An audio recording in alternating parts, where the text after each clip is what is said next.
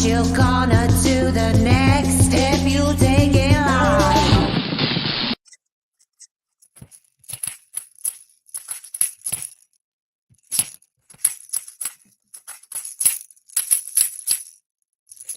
You got me singing in my head.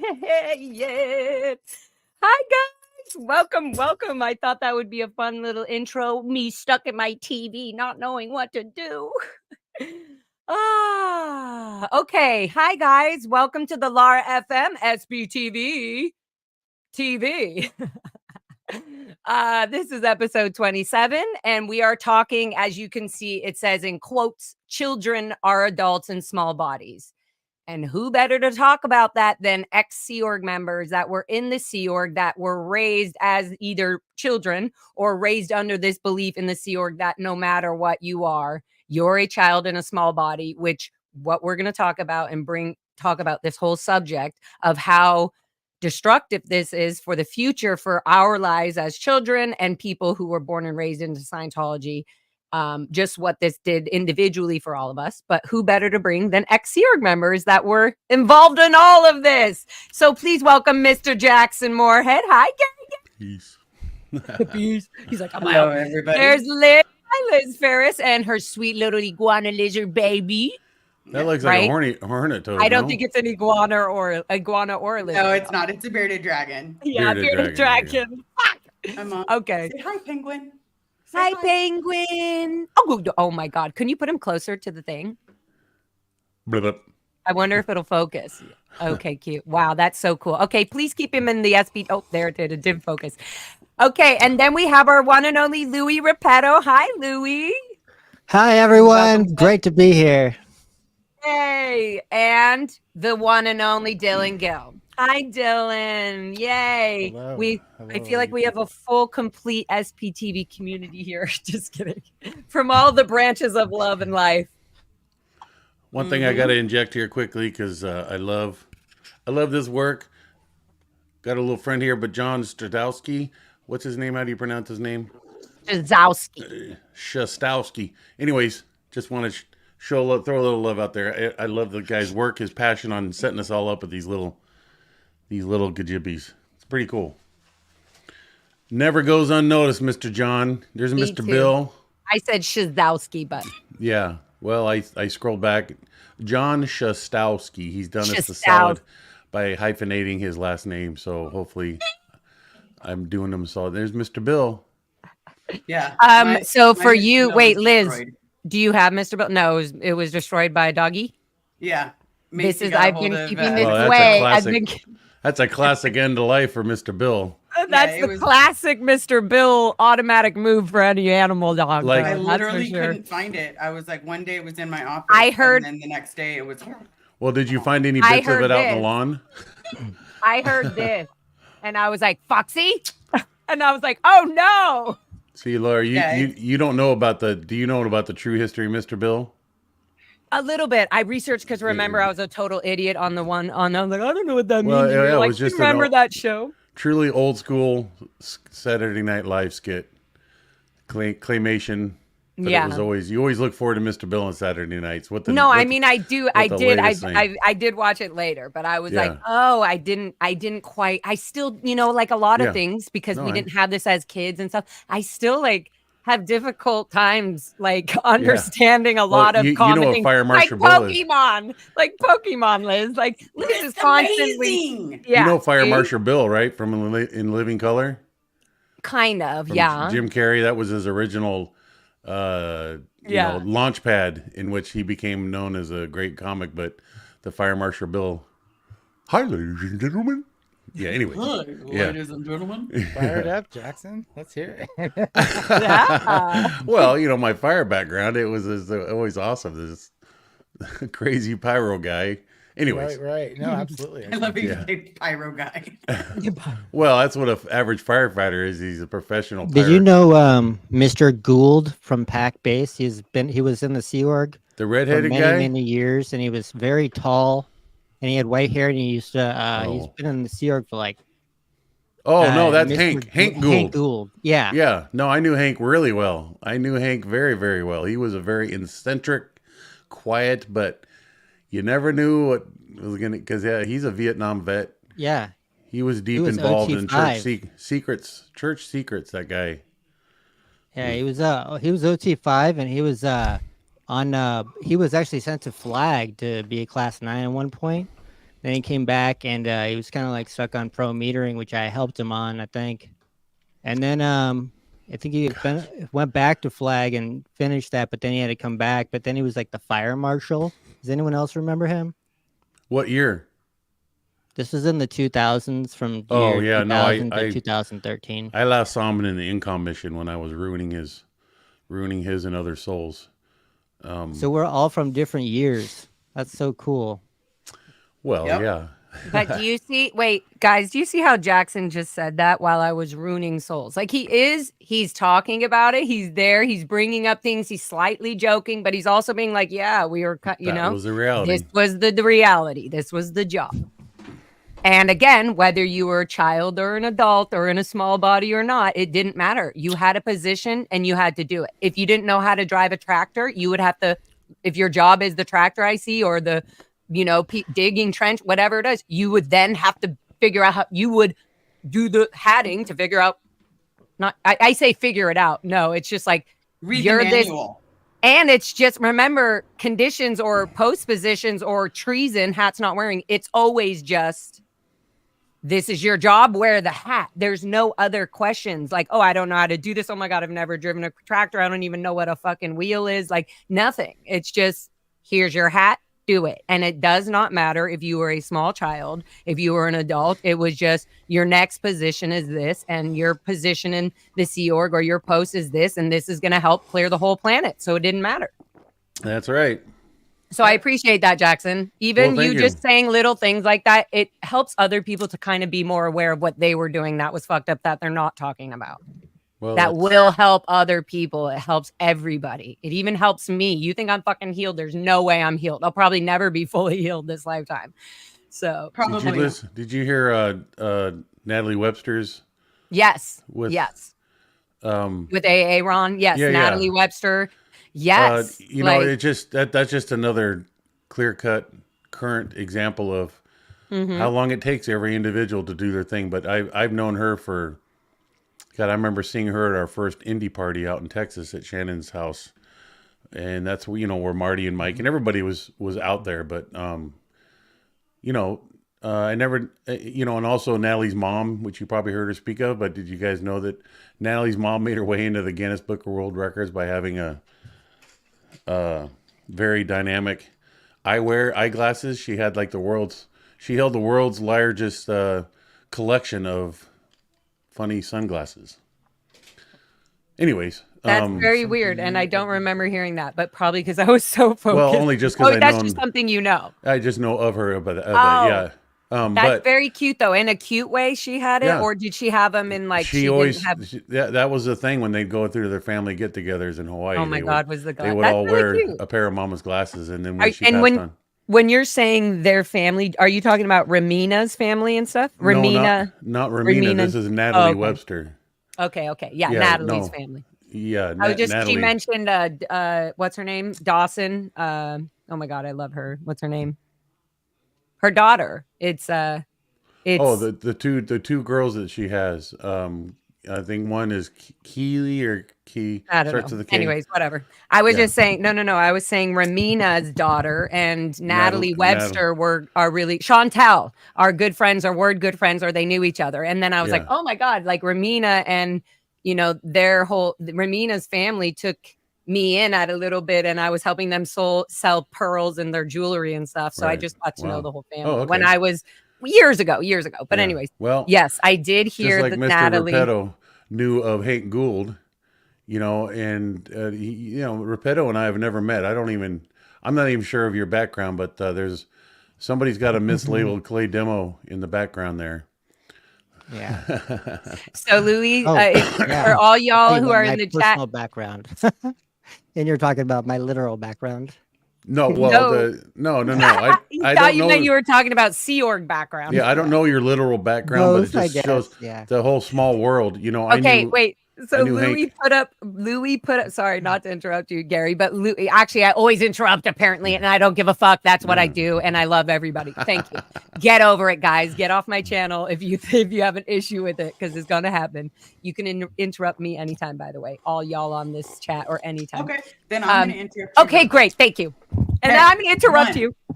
One, don't come after her for that. If I have a problem or if I want to talk, please know I would say something. But you know what? When she gets on her emotional spew and Somebody things are said moving, it earlier. I'm Really well. not going to say a bloody thing when most of us were stifled our whole lives.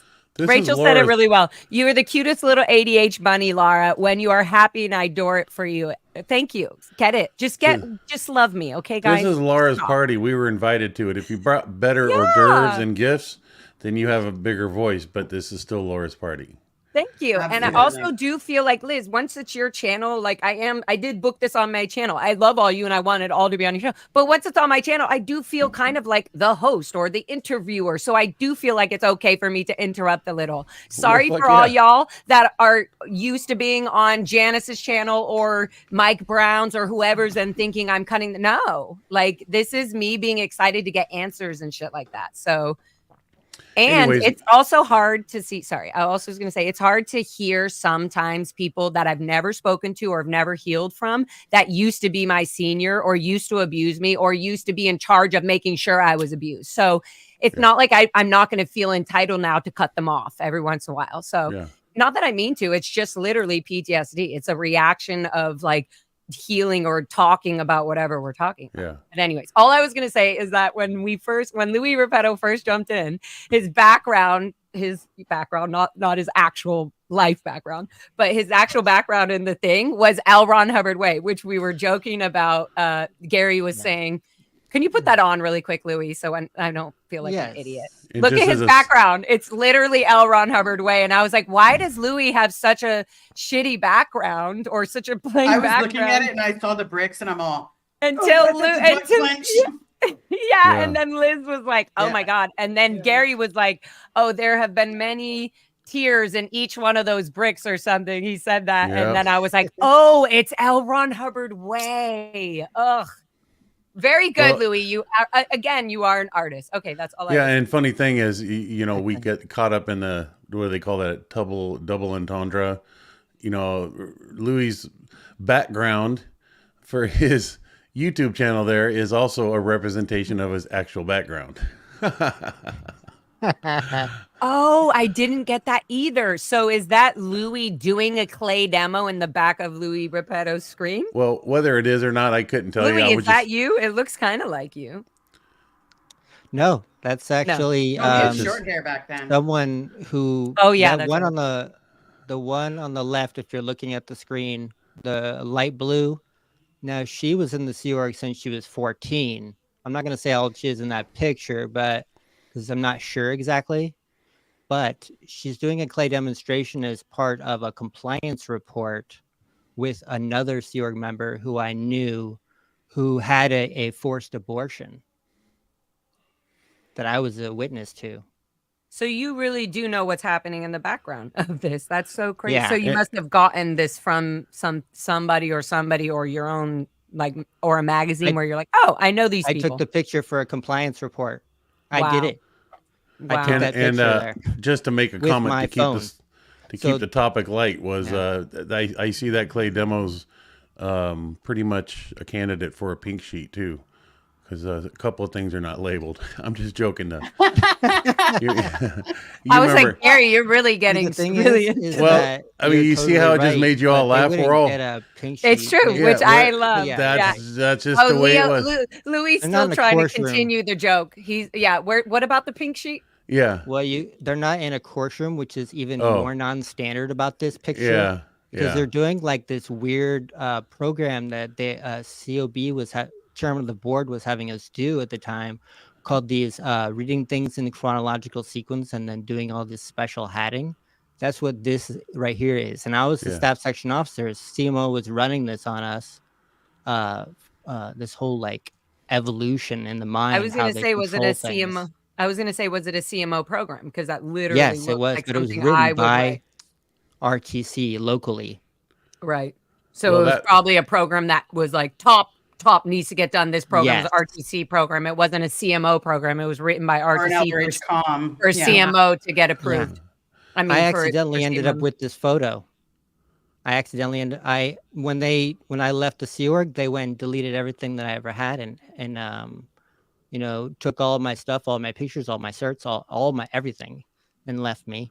And this photo and a few others happened to be in the trash of one of my accounts, and I found it there, and I was like, "Holy shit!"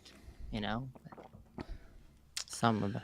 I'm like, how did some of you get it? Okay, here's my question. Wait, before were we you get going to into a ask him? serious Were you going to topic. ask him how did you get the photos back and shit? Yes. Because this is what pisses me Every off so picture much. of me with celebrities, I barely gone. like. I want to go back Right. It over was the in the photos trash. on my earlier. They didn't delete the episodes.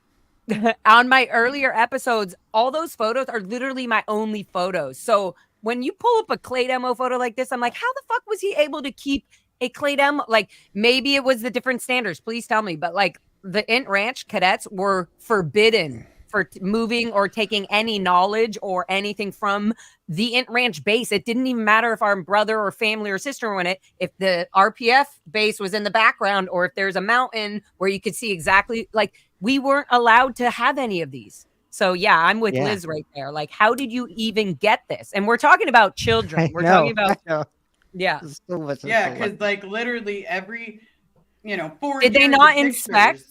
Did they not inspect your shit, Leo? Like, Louis, what happened? They deleted everything. They went and they with me. Odo did. He went with me, and we opened the computers. We deleted everything. I didn't know I was born in a cult. I didn't know about trash, how it gets put in the trash, and he didn't either, I guess. And so Right. we went, and later on I figured out about this trash can that everything is going to. You're talking about the virtual trash. Yeah, the virtual Okay. trash can. Here's the And funny I thing, went I to bet it, you. and I found these photos in the Amazon virtual trash can. Unbelievable. The Wow. latest oversight the church has no control over is the cloud. So you can go take pictures, and now it goes to the cloud, and the church doesn't Yeah. even know how to navigate It's that shit. instant. So I heard they're not allowed literally when you go to Well, of session, or course. when you're not allowed your Apple Watches in the no, course. nothing. You can't. I'm Nothing. I don't guarantee even they're. think you can bring them in the org. I think they have you leave them in the car when you come up. or Yeah, whatever. as much as there is a noose around the idea of building a family, there's a noose around the idea of freedom of your own information act. Seriously, it's all controlled. You walk in the door of Church Scientology, aside from saying hello, the next sentence is, "Please hand us your phone." The control factor. The events. It's not only that. It's Yeah. I mean, this is if you're signed in and you're already registered. They already know all your information, and they're Yeah. still watching you. They're Oh, yeah. watching you when you walk in the door. They're making sure you're just naturally brainwashed and doing your course and learn, Yeah. Yeah, but being they still have to do groomed. compliance reports like the Sea Org members do. No, When it's I true. first got in there in the year 2002, I had to, I was so disgusted by our birthing that I went and bought a Kodak picture camera, the one you throw away. Yeah, And I took a pictures of disposable. the carpet, of the inside, of everything. And I was going to send it to RTC internally, thinking they were going to do something about it, but nothing ever did. And our birthing got turned into pig's birthing. Yeah. And they ripped our door off, and they put a curtain on there, and they put meat inside our room, and they hid it. And it smelled so awful. We had to dekludge and clean for like weeks, months without pay. Dekludge is not a word. And trust me, I use that word all the time. And so I'm not even making fun of you, and I'm not even making you change it. I'm just saying I actually was gonna say they put like rotten eggs in our dorm until you said dekludge. I was like, dekludge is not a word. But I still say it. I'm like, I'll text people the full word. I still need to dekludge my room, run some errands, and do some laundry. And they're like, dekludge? feels right. Does that mean declutter the kludge? I was like, feels yeah, right. exactly. Anyways, wow, dekludge. Okay, so but yeah, I just same thing. googled dekludge, by the way. What does it Google say? comes back and says, "Did you mean kludge?" Yeah, And then yeah. there's a blogger in 2008 says Same with de-weed. dekludge. I haven't been able to find this word in the dictionary, but among my contemporaries, it means to throw out unwanted stuff.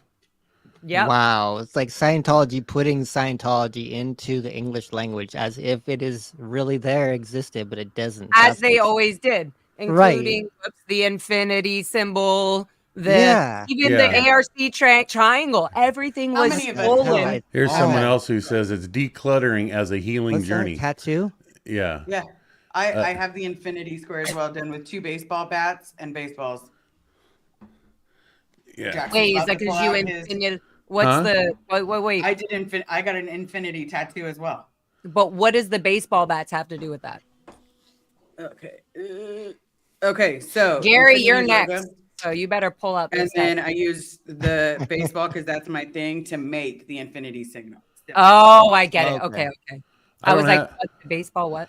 I don't have tattoos, but I got tattoo joke, but I don't have tattoos. That's really cute, Gary. That means you're actually the person genuinely that you are. Oh. Just kidding. Well, I I mean, just feel like if you haven't even gone that path, you're just doing your path, and you're like, you're like, that's not my thing. I mean, you're not trying to be No, like it's me. Not You're like not a it's not rock my star. thing. You're not. Believe No, me. but I'm just saying you're you. You can Yeah. enjoy watching me. You can enjoy Yeah. other people's tattoos. Yeah. Yeah. But yeah. you're just you, which I I, haven't love. found So much. them, And this you know. is my only tattoo. Just so you know, Yeah, like I I'm not a big pat. Everybody thinks I'm covered in tattoos. I'm like, nope. I'm a pale Nope, white that's me. lady. Yeah, I mean, there was an old joke of Oh, two guys standing in a urinal, one guy looking over the other and goes, What are those 2 letters on your dingy dong mean?" And it's like A and G. It's like, or A and Y, or H and Y. It's like, what does H and Y mean? Why'd you do that? Anyways, the guy said, so when the wind blows and he gets a hooty woody, it reads have a happy day. Did you get the joke? Yeah. No, you didn't. Right over Sarcasm Hill. I So if did, right over You see Sarcasm 2 Hill. letters, H and Y, on the guy's pee-pee. So when the wind get blows it. and he gets a woody, it reads have a happy day. But it doesn't only need the wind to blow. When he's in the pool and there's shrinkage involved, all you see is the H and Y. When he sees I could be the wind in the blow. yeah, and then when he sees a good-looking person and he goes woody woody, it stretches out, and then you can see what it says. It says have a happy day. Does that make sense, Liz? Anyways, I got it that time. I promise. maybe not Can your we- cup of tea. Not wieners. No. Yeah, no. No, I'm Hey, Dylan. not. I was not that literally tall. gonna say, yeah, Gary. Not I a know. cup of tea at When you all. have to explain a joke too much, you didn't deliver it. It was the delivery is fucked up. So. Dylan No, Dylan I had a just kept little hearing internet ears stuck problem. out. Yeah. Yeah, I'm in the middle okay, of that's a enough. little Winter wonderland happening. You're really quiet there, Mr. Dill. Oh, Yeah, turn up How's your that? mic, Is that Dylan. better? You need to not be Much shy. even more. how Yes, about there that? you- No, that yes. There we go. Yes. That is Okay, sexy, all hot right, I will do that. Dylan I was dad voice. Yeah, a could little totally be a winter sex wonderland operator. outside. It might be intermittent, but I'm giving it a second try. Oh, Yeah, how yeah, his How many inches Dylan- are on the ground? No, we Dylan- weren't. We've been getting mist all day. Oh. I'm backed up to the San Juans in Colorado, and so we just got a direct. It's weird how the storms move here. They hit you, and it just kind of dumps. So Oh, we'll see what happens. all right, fun. So, I but love he's winter I'm saying ready that for it. because the internet was cutting out, and that's why y'all. Yeah. There was somebody like, "Hey, where did blow drill go?" I was like, I had to "Give blow. me back." Jackson, He had I to saw Jackson. I blow. was like, "Run!" Yeah, blow drill now. Oh my god. He's already ready beforehand, before security has called the drill. Yeah. All right, so guys, gosh. I just Exactly. quickly want to say thank you to Super Pup, who's constantly here for all of us and always being so freaking supportive. And also, I just also want to say to Super Pup, you're amazing because I got your package today for my kitties, and it's full of a freaking cactus scratching thing, kitty toys, foxy dog chewy toys. Wow. And it's a cactus scratching post, which everything I loved. It was like, even for the kitties, it was a sushi roll that has catnip and they were playing around Oh, with it. And I wow. was like, this is so cute. And I love sushi and I love the desert. And I love that you got me a cactus scratching pole for my kitties. Anyways, I love it all. I fucking really love it. It felt so cute. Honestly, again, we're talking about children and this behavior of not being allowed to be a child when you were a child. And It that what felt kids like now? I genuinely got presents. It felt like I received something that I wasn't allowed to be like, oh, this isn't for me. It was definitely for me. It was very on purpose, and it was exact. Anyways, I felt so loved when I got that. That was a feeling I've missed in a while. Like, and same with Sandy Powers making the outfits. I just want to say that, like, we forget about these moments because we didn't have much of them. And so when we receive this, I know, Liz, you feel this. When you receive something, you're like, this is ridiculous. How do I even acknowledge the person who sent it to me? Because they don't know how I feel inside. I can't show them how I feel inside. Yeah. And I hate love bombing, and I hate people love bombing me. So it's like, anyways, I struggle with it. And right now I'm just saying it, Super Pup. It's like I We say I hate absolutely it. love you. Absolutely. It's like I say I hate it, but it's like I hated it as a kid. I didn't hate it as a kid. Let's be realistic. I hated watching other people get stuff.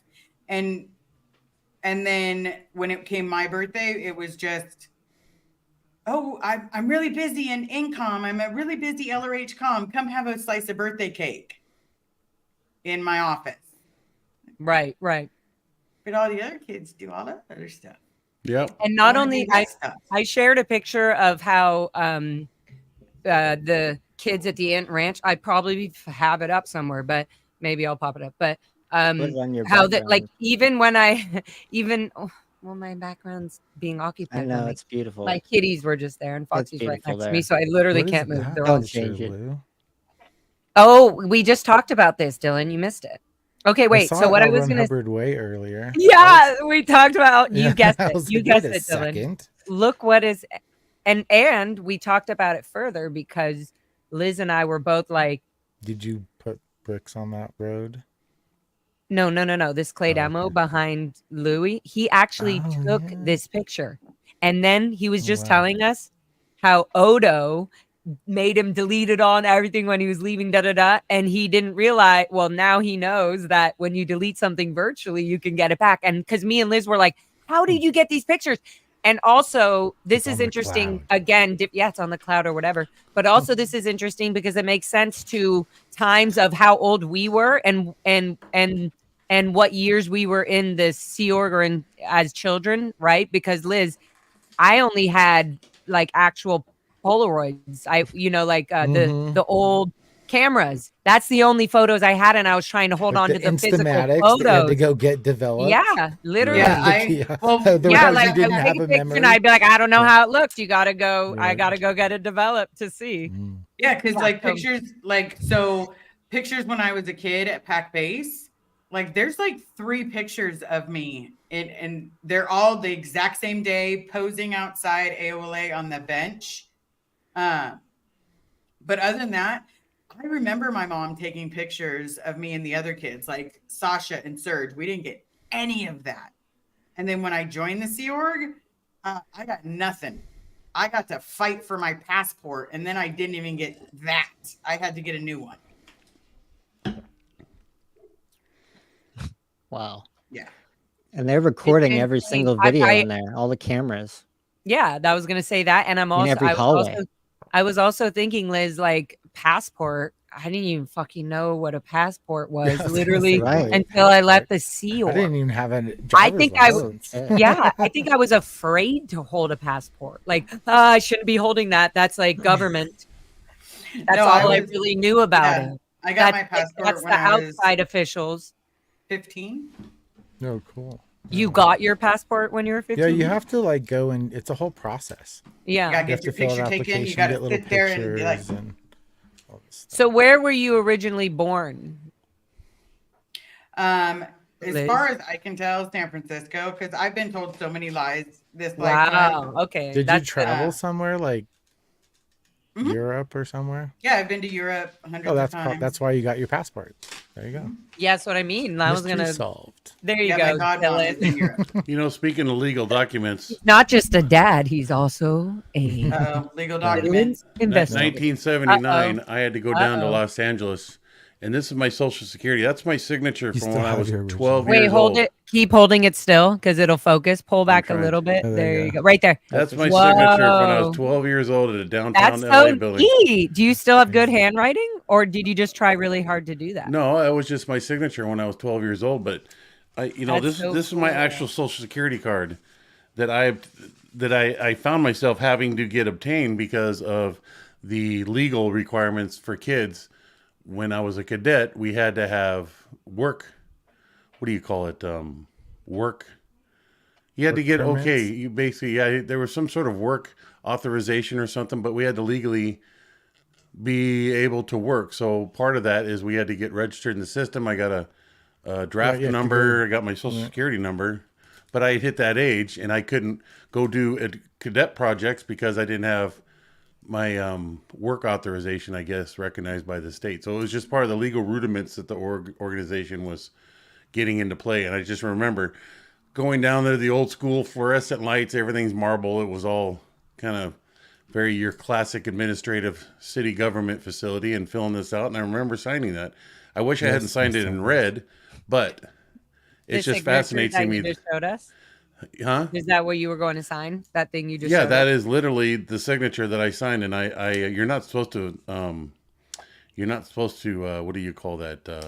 Laminate your social security card, but I did previously to knowing that. What?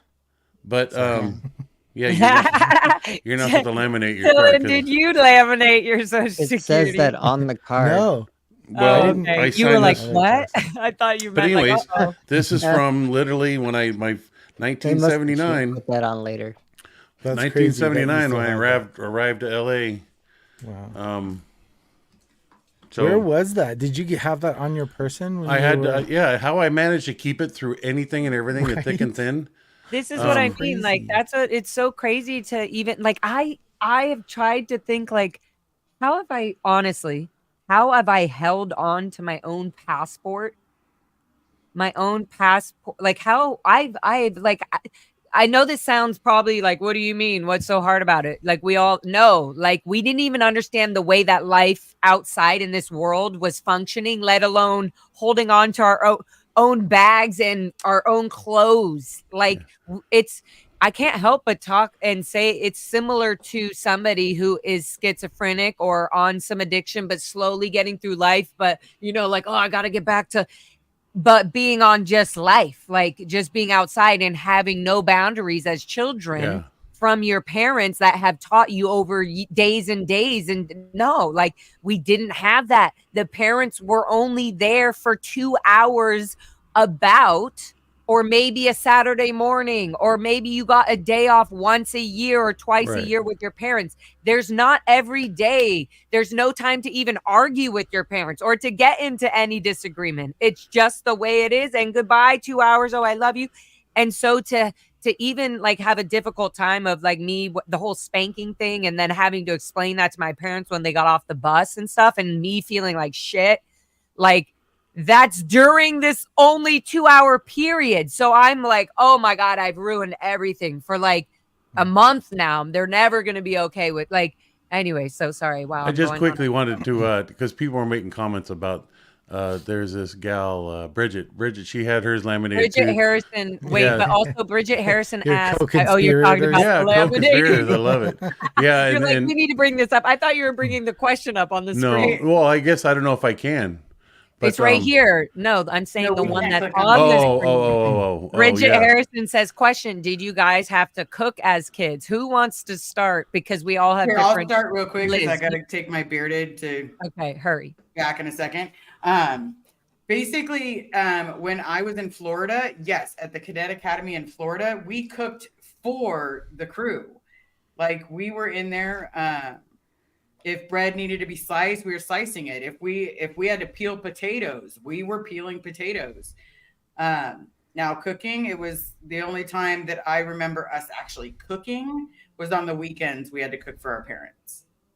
But other than that, at Pack Base, we didn't. Yeah, no, there was always the that. cooks down in the galley. I mean, we even have little toasters in our berthing. We couldn't have any of that stuff. I mean, at least during my times. When Like, did we you weren't start in allowed- the Sea Org So- there? Huh? Wait, When did you start Dylan. in the Sea Org? Oh, sorry. in We're LA. not done. Wait, no, we're gonna get distracted otherwise. Answer the Okay. question, Dylan. Did you cook in the Sea Org or as kids? As a kid, yes. In the Sea Org, negative. And Louis? In the Sea Org, yes, when I worked on the States Project Force in the beginning, I had to cook for the crew. I think her question is, did you guys cook as kids? Like, were you in the kitchen or some sort of kitchen? Like, hey, part of your job is to cook. Yeah, And well, and the answer is no. Like when we're No. cooking, it was for the crew or a job. It wasn't Yeah. like, hey, take whatever ingredients you want and go inside and cut up your mushrooms and bell peppers and onion. Yeah. No, like there's nothing. There's no way that was. There's a whole crew in the Sea Org that is called the galley crew or the chef crew or whatever, and they make all the food. So yes, there were certain Sea Org members that cooked for everybody, but as an enjoyable thing and as a normal life of a question like, did we even have time to cook? No. No. Did we cook? No. I never made eggs or bacon in the Sea Org ever. No, unless it Really? was Yeah. like I I'm an didn't EPF for cracking 5,000 eggs into a bucket. we had no And way Laura- of Exactly. No, of in keeping it Florida temperature. they did. In Florida they did because so Fort Harrison was separate. They had all of their stuff, but when it came to dinner, you ate at the cheapy the hotel, whatever looking thing that was changed into berthing. They had a galley that we had set up, and yeah, if you were part of the cadet school, like But see, that's how I learned how to make eggs. Yeah, we I'm had no way of phenomenal at making eggs. Okay. we had no way of So that keeping was- food in the places we lived, so I guess there's a thing because I mean, for kids like Liz, not kids, you being even as you guys had this opportunity only because it was like, okay, it was the same structure of like, they'll bring in from the org base, the closest org base, a flat of eggs.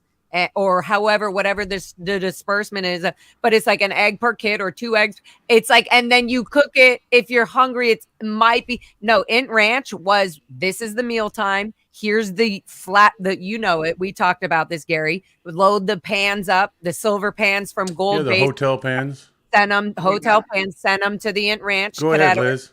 Yeah. And so every story is different. Like Dylan had a different experience. Louis had a different experience. Jackson, the Gold Base was different experience. Yeah. You ate food in the freaking security booth. So I Yeah. remember seeing the security chief Yeah, 'cause people eating in the booth because they we- couldn't leave the booth. We made up the meals and hauled them out to the guards in their various spots during our watches. Yeah. I think Bridget, you're amazing and all your questions and your chats are so awesome and great. I just want to say, like, the idea of thinking cook, your question is, did you guys have to cook as kids? Have to. Yes, we did. And cook for ourselves in a joyful way? No. No. For No. other people, was it one of the fun jobs? Yes. Out of all the horrible jobs, it was fun as kids to ship us on a van run to the Gold Base from the Int Ranch and crack 5,000 eggs and sneak some chocolate chip cookie dough and Yeah. like whatever, like that sadly was fun. But yes, those 2 hours or the half that day was fully controlled 100% by adults, and we were not allowed to go anywhere else on the base. It was completely off limits. Like it was anyway. So cooking for me in the Sea Org or even and like it was a privilege. It was like a fun thing to be able to do. If you were a Sea Org member, you might have a little cute hot plate quickly that you might make something or whatever. But it wasn't supposed to be. It was just like eat your meals with the. What'd you say, Dylan? Sorry, my Saint Bernard got up. It felt like it was an earthquake. I was like, Oh. No, But I mean, here's a missed Dylan always feels like previous he's last on experience. major Probably more supporting Bridget's question. Also, is that I had a little bit of a childhood not in the Sea Org, and when they cook in the galley during the holidays, I would love the smell of pumpkin pies being cooked or cookies. But I mean, Laura, I'm sure you probably did not have that memorable, warm, cuddly, fuzzy smell feeling of smelling cookies being baked, going, oh man, do I miss that? It just takes you back to that moment. And, but every time I smelt it, it was always reminded me back when I was a little kid, my grandma or mom would make that stuff for the holidays. But I'm curious, did that moment, I'm going to beg to differ that it did not happen for the kids out at the ranch. They're literally born into No, the it Sea was Org. one of our joyful things. Like Saturday night cookies was one of the most amazing times. So and they did would create they those would kind of memories. Oh, 100%. And Oh, they okay. would also use them against us. Like, oh, Yeah. you're not getting no cookies, no, Yeah. Well, see, you're we didn't getting have no that growing dessert. up. They would say no dessert for Yeah. you. And dessert just meant Saturday night. We never got dessert any other night. And that meant 2 cookies or something, you know, Yeah. like, See, so that's so they that's would what I was control that. curious of. Is that actually did that happen for the kids out there? Yeah, no, we loved that- it. Oh my yeah. God. I loved those chocolate chip cookies. Yeah, I bet. Oh my gosh. I mean, they were amazing, fresh baked, really well-made cookies from Yeah. like a full-on galley facility. Like, so yeah. Like when did you capture smells of an actual barbecue cooking up some hamburgers or steaks? Wow, right when you said that, you know what I thought of? The Indians, when the Indians would Yeah. come over as a PR party Right, from okay. Scientology. And I remember like, wow. Yeah. I just remember like, wow, yeah, that I do remember. Like the Anyway. smells of all the food and the meats and yeah. Yeah. Mm. So what topic do we want to jump on here to make this whole thing This productive? and child thing. interesting? So what? Well, we already are on it. These are literally all the things talking about. Okay, so if we're just adults in small bodies, right? How does this now affect us in the future? Well, There's many things. I mean, it took. So Yeah, go I'll- ahead. Go. I'm phenomenal. I mean, at I'm now a talking. child in an adult body. I can tell you that. Yeah, I was just going to say that. I am now a child in an adult body. Yeah. I play with Pokemon. My kids and I have a great time with it. We play video games. I will rock out playing my PS5 for hours. And to be completely honest, yeah, when I get a package from where Amazon or anything else, I literally sit down like a kid and open it like it's Christmas Day. You know, as long as I'm by myself, I'm sitting there opening it like it's Christmas Day. Like, oh my God. Yeah. You know, I Quickly, am definitely. Yeah. Gifts getting was always a special moment. You know, I remember when I was checking mail and the holidays would come around, that was kind of a sweet little treat to be able to open everybody's gifts and see what was inside. And we had to put it back together and send it on to them. But, you know, it's just, that's the weird perverse way of a pleasurable moment is there I was, me and many other guards, because it was so overwhelming, the amount of packages coming in and going out. But it was fun, you know, just the wrapping paper, but we couldn't tear it open. We had to cut it open so we can put it back together, just open it enough to see what was inside. But I just distinctly remember that, you know, some of them be wrapped in shipping paper, take the shipping paper off, and then there was the wrap package inside.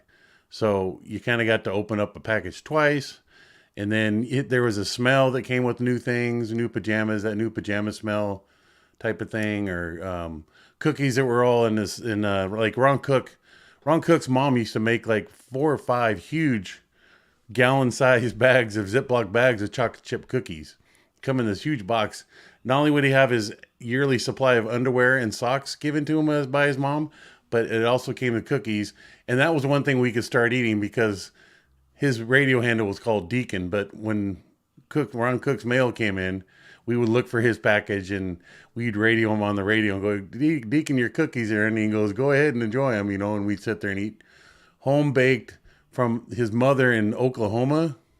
I mean, he was a Midwestern guy, so I had that Southern Midwestern genuine home cooked taste, and boy, were they good. But yeah, the gifts giving was, you know, I don't even remember in the Secret Santa. Secret Santa was popular because that was pretty much our only real gift exchange amongst us as staff members, between each other, you know. The Secret Santas, it was just one gift limited to what, $12 or something. Yeah. And we all were given a chance to KK, hear. remember? KK. Oh KK, God, Kris I Kringle. love KK. I loved that.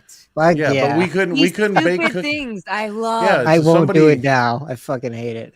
Yeah, I still kind of love it. Like, I almost kind of want to incorporate it at my work. There's only like 10 of us, right? And it would be so cool to like not really know who but they're all sneaky. All the workers there are really good at their work. Like everybody's just smart, even though they're young and we're Yeah. all different ages. They're just smart. So I think we'd all figure it out, and everybody would just end up telling everybody. But it is fun. It created this fun vibe. Yeah. It's the sweet little memories. I mean, to say we didn't have a, Oh, I forgot about that. We didn't have Good job, 100%. Gary. Yeah. We didn't have 100% misery, but there was these moments every year we'd look for certain things. You know, I like the atmosphere feeling of the season. Well, Southern California, there's only 2 seasons called night and day.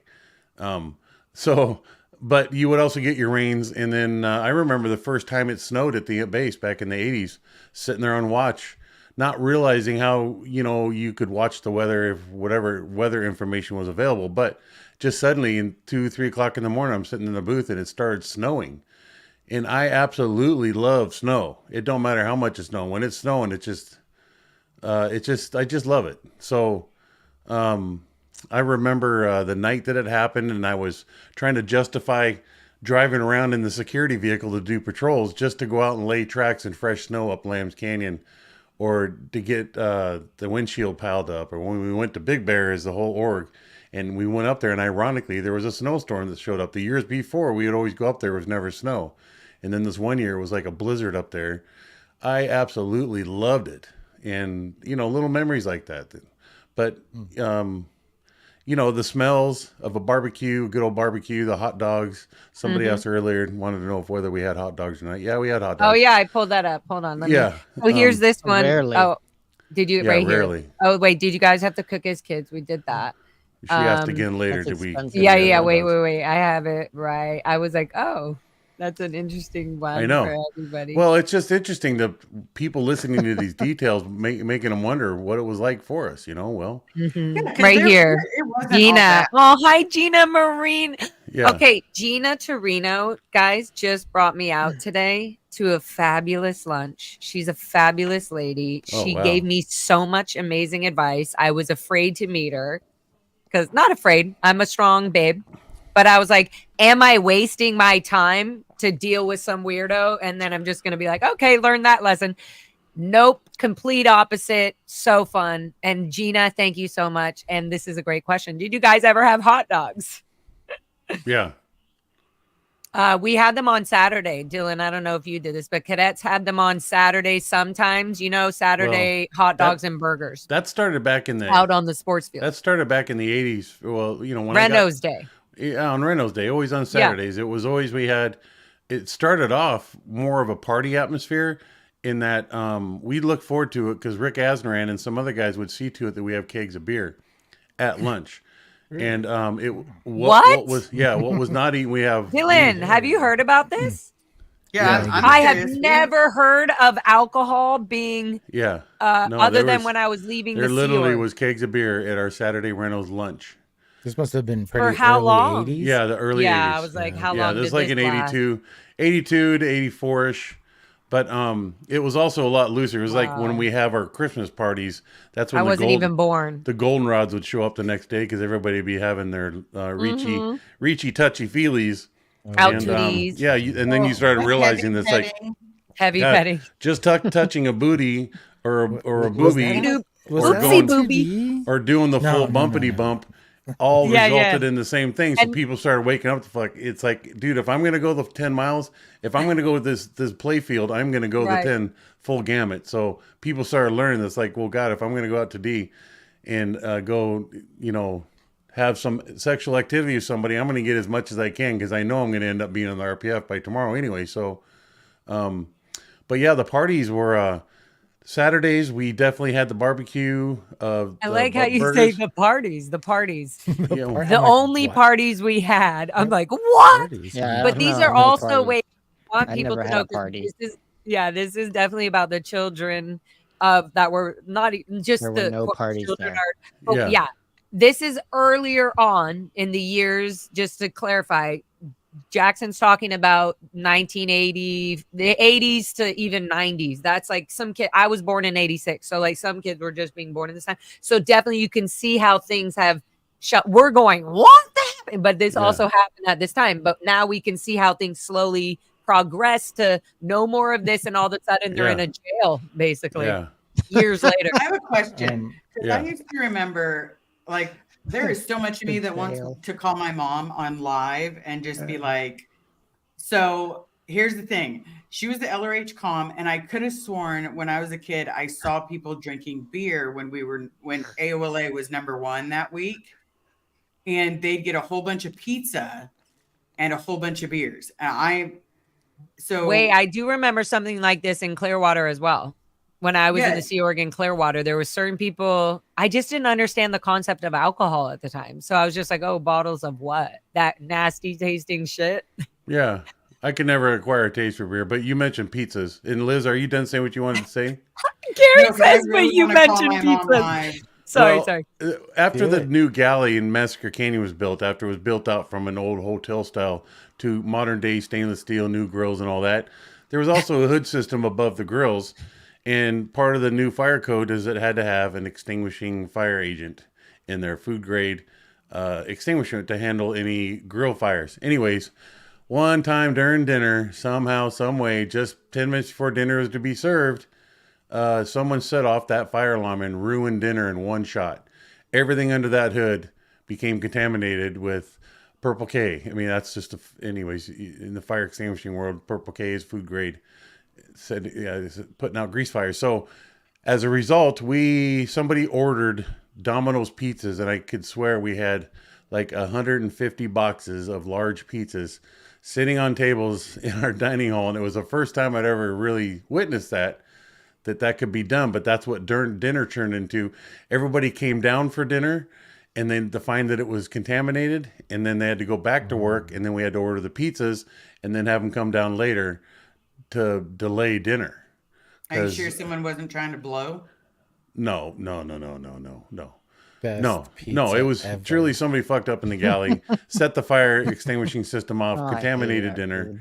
in one shot, and there was like at least 150 boxes of pizzas. So you had to place the order and then wait for the time it took to bake all those and then deliver them. And there was like 4 cars that delivered them.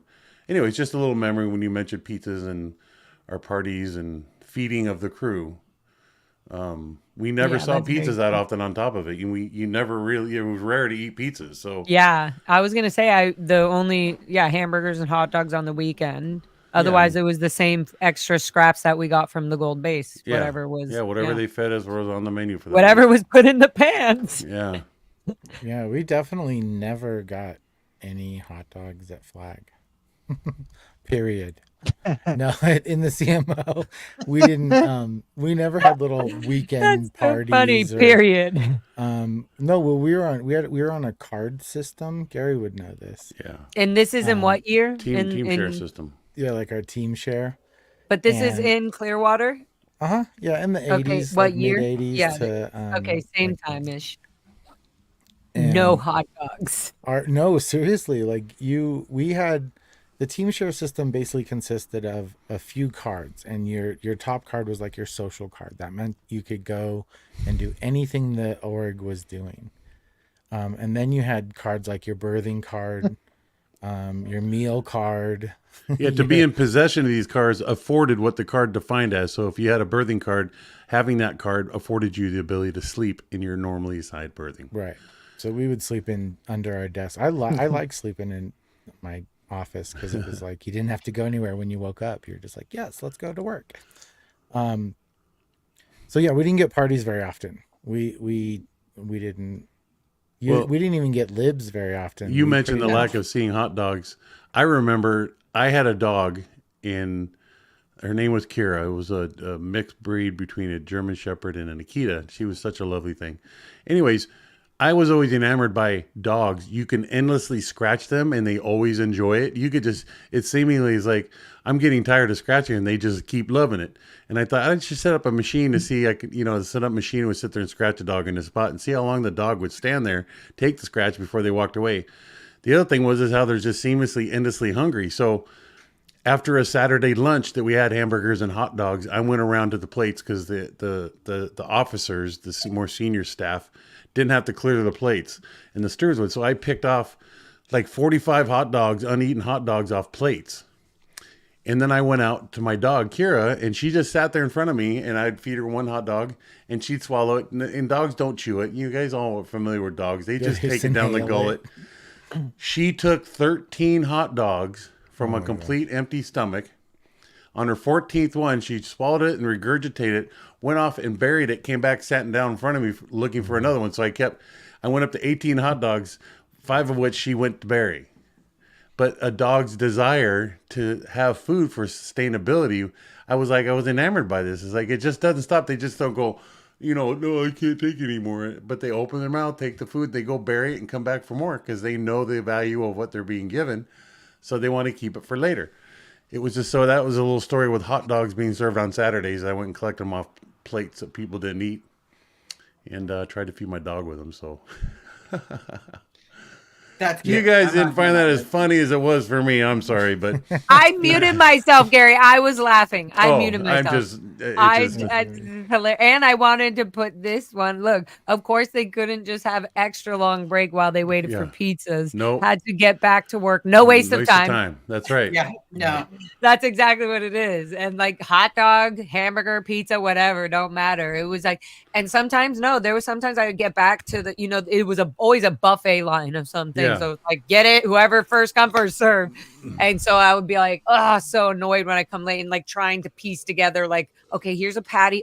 There's no more cheese. Okay, at least I can put some, it was just really Half a annoying. bun. Well, Yeah, and literally. mealtime was mealtime. You're lucky if you got a bun.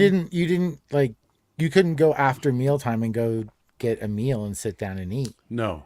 Everybody had to go back to their orgs and get in a muster. And so you only had that short period of time to eat. So you had to leave your post, get there, get your food, be in line, eat, and then get back on post in time.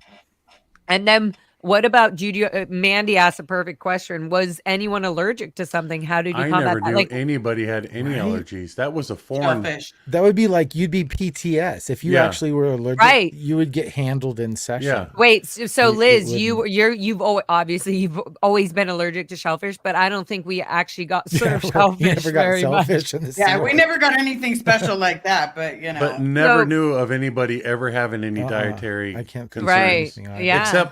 Except Shelly, I do remember that certain things couldn't be fed to her because she was on a path of some sort of something. So either no dairy that week or something. I remember little things like that, but that's it. And it Yeah, would I have been remember some of- concealed, Yeah, I I would think, remember some more of my if friends it that was- were like, well, it's like you said, Dylan, it's concealed because they consider it like a PTS or like Right. a bad Right. so even if they have an issue, they just kind of go, oh, it's my or if they had asthma, for Well, you example, don't my talk friend had about your asthma. case. So if it's Right, getting handled it's through your auditing, case, Yeah. exactly. you wouldn't talk Great about question, being Mandy. allergic. You'd be handling an issue with your case, and that's all you can say. And if anybody asked you, they're drawing a line and crossing Or you could- boundaries. Or So- not even that. You could be like, yeah, I'm going in session, so that's really good. I can address that. Right. Like- It would be looked Yeah, at I'll as- You're be like, in I'm session on- later oh, I'm- today.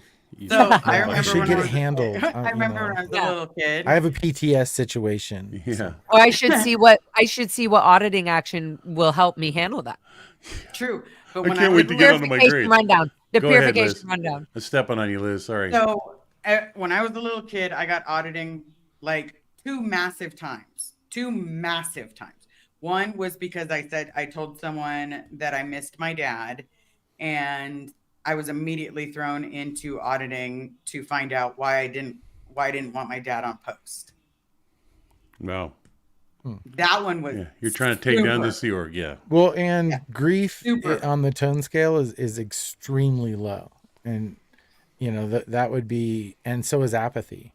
So Yeah. those are very low. If you were expressing that would be definitely not okay in the Sea Org for sure. Correct. And you're talking about like a 6-year-old that just had to say goodbye because my dad had to go back to gold.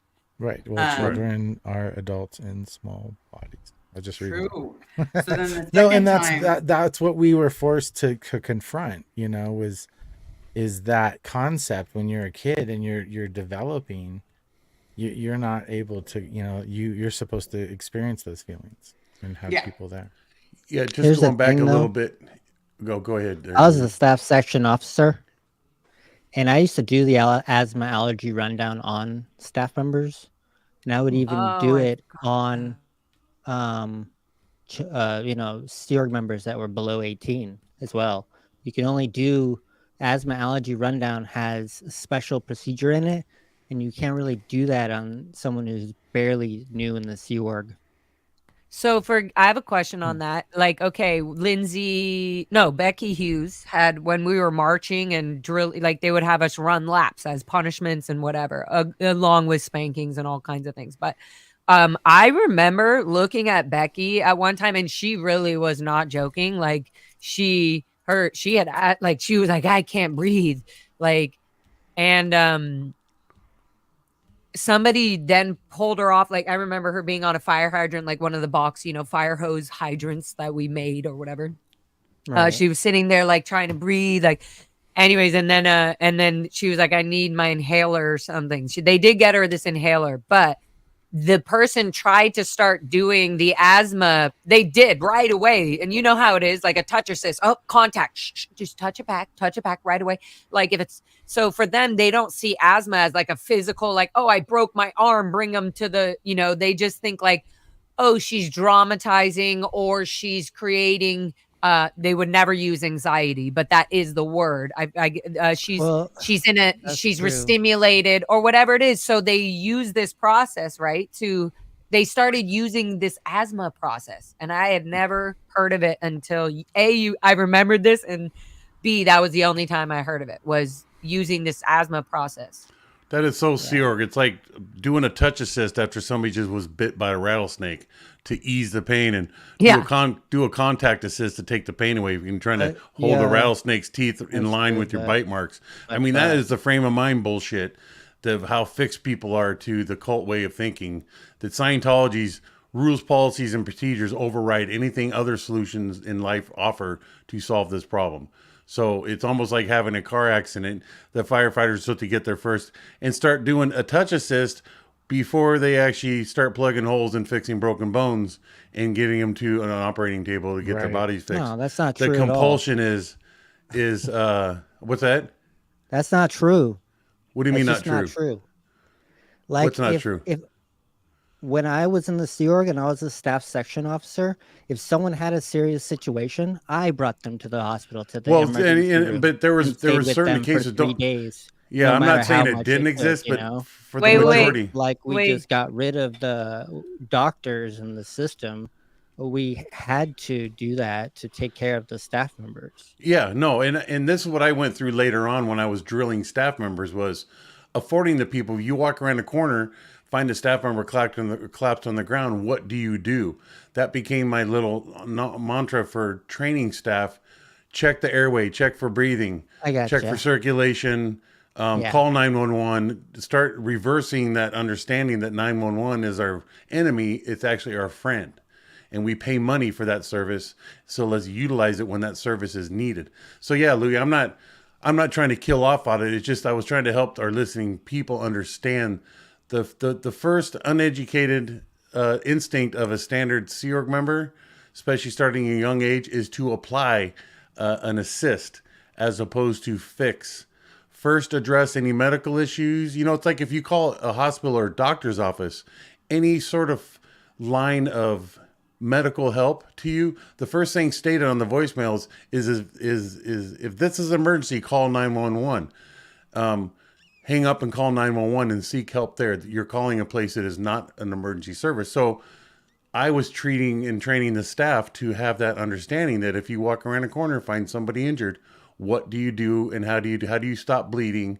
How do you check for people breathing and activate the emergency services that are there for us? It was just a life experience of, I do clearly remember recognizing that and goes, I got to train the staff on this. Gary, and this was this at the Gold Base? At the base, where was yeah. Okay, so there's a bit way and we needed to hear that. Also, though, Louis had a very specific job, which I want him to say, not at the Gold Base. These are totally two different Scientology Sea Org properties, right? So there's kind of different rules and different standards. But Louis did. I know that there are points where somebody like Louis would be like, no, this is the point where they actually have to go to the hospital because then it could be a security legal issue on us. Yeah, and that's where he's saying it definitely happened. Where I'm going to bet Louis wasn't thinking that this is a security threat. We need to get it out of here. I think he was more of compassion, truly.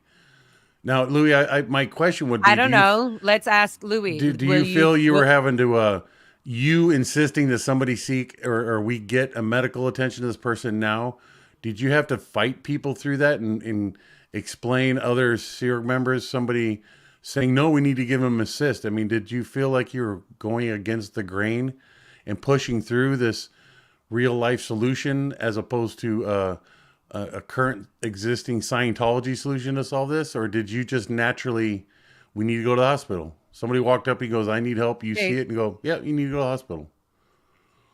What was that John like? Lundeen was having Good old John Lundeen.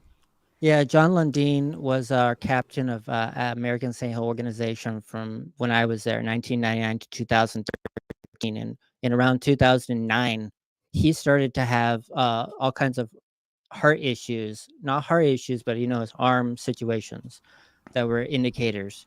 What was going on through my mind was, yes, I cared. I didn't want him to die. I want him to Right. go to the hospital, and I didn't.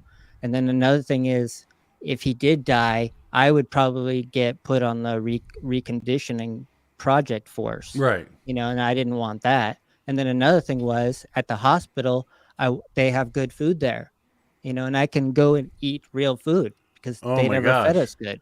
See? So those were all the reasons. And then I The ended up taking him motivations. there for like 12 hours. Right. And they ended up running all the tests on him because we couldn't afford at ASHO. We couldn't afford to get him properly tested, which is what we wanted, me and the medical liaison officer, because we had seen these indicators. So I just took him right to the hospital, to the emergency room, and forced the issue. Then he goes and he thanks me for all that and stuff. Of course, there was no loyalty from him to me after that, or me to him. There's nothing to do with loyalty. I'm surprised, and actually it's pretty cool that he actually came up to thank you for that. So that just kind of shows the impact you had on him at that moment. Stirred up enough empathy and compassion for him to come back and go, thank you, Louis. Absolutely. Which is nice. Fuck that guy, man. He should have done way more than that. No, I know. Like, fucking okay. part I of was his waiting for Christmas that. bonus. I just saved his fucking speak your life. mind. Yeah. Literally, like fuck no. him. The John knowledge Lundeen. we have now Bullshit. is different than the knowledge and the reactions we did would you say have John when we Lundeen? were. Yeah, he's a John Lundeen, funny. right? But see, right, now, Louis? our listeners should, you just shook hands with what life is reality in the Sea Org. Look at Louis. He was doing that out of compassion, kind of. I ended up getting some good meals out of it. I could eat good for 12 hours and then I'd be forced to come back to eat dog food again. And then he was kind of hoping that I just helped save our senior executive life. And no, 1 minute to the next, John was thankful. And then 10 minutes later, it's like, you fucking piece of shit. Whatever he, He was busted to that post. Mistreated you. And I'll it's make like, a short out of that.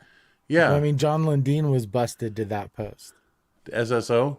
Yeah. Oh my God. No, Aaron Anyways. said he was busted to letter reg a flag or something.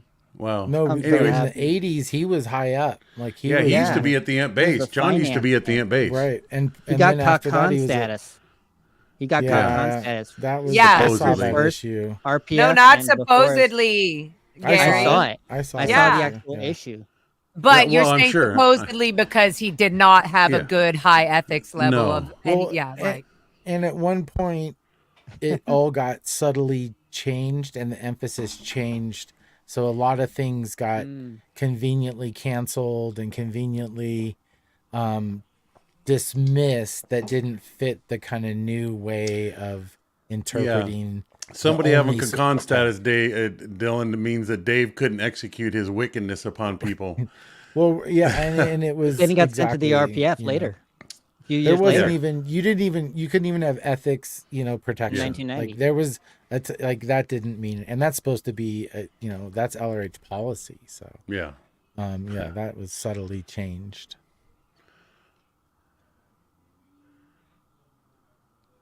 Yeah, sorry. Oh, Anyway, yeah.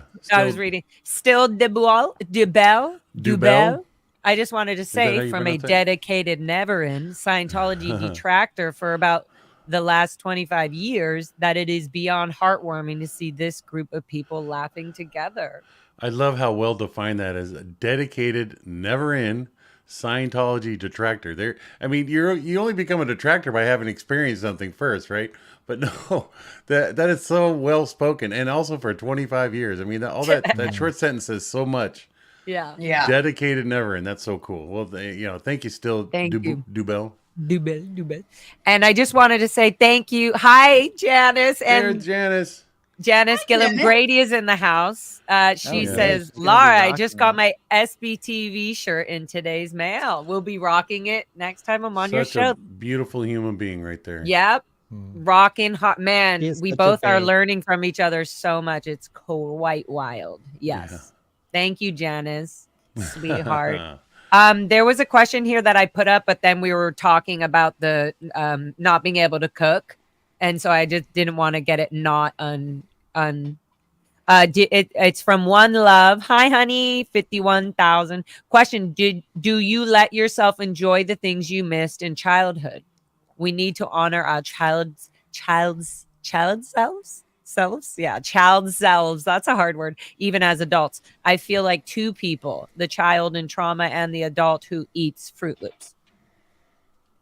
Well, my first thought and answer to that is, Dylan and Lori, you guys, of everybody sitting here, would be remembrance of this, but at night, that cool mist fog layer that would settle over the south side of the property, over the golf course, or you'd find little pockets of it and then a bright moon in the sky, and you would see the fog blanket laying over the ground.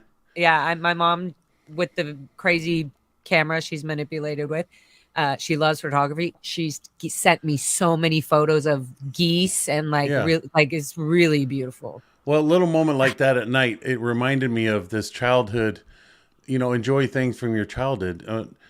Kenny Siebold, his wife at the time, what's her name? That little girl from Nebraska, Zona Siebold. There was a little house. It was called the Pink House. It was right next to the G units before the fence. What's now there's a chain link fence south. Anyways, it was just on the golf course. And it was called the Pink House. Some old lady owned it, but we rented it from her, and we housed various staff there. One night, I found myself with Kenny, his wife, and me. We built this little fire there and had s'mores. That was my first life experience of s'mores. In their eyes, they were passing on having a little special moment between themselves. S'mores. Yeah, it was like, wow, this is kind of cool. I didn't really like marshmallows, but the idea of s'mores. I'm sorry, Laura. Liz. I didn't mean to rally your wagon there, but Doing it like s'mores.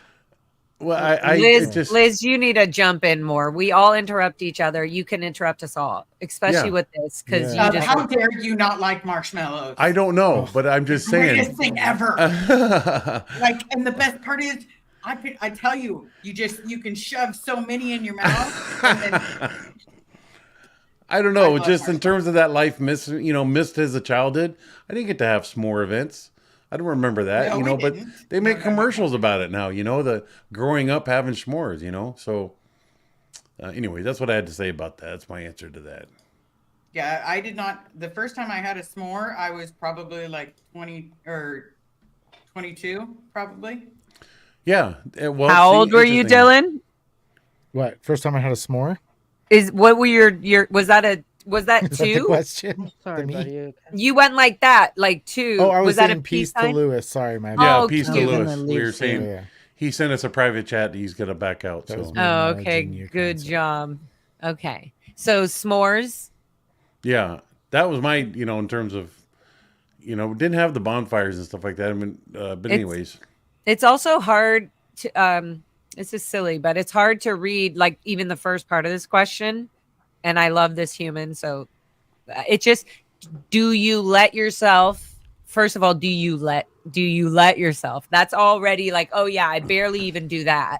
I barely even give us, the time to like relax and do that. And when I do that, it's probably at Wii Spa and enjoy the things you missed in childhood. I don't think I ever think of my young baby self being a childhood at all. There was no Yeah. childhood in that in any way, shape, or form.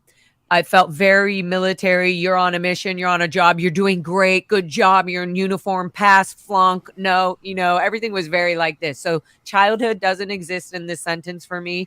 Were there things that I missed?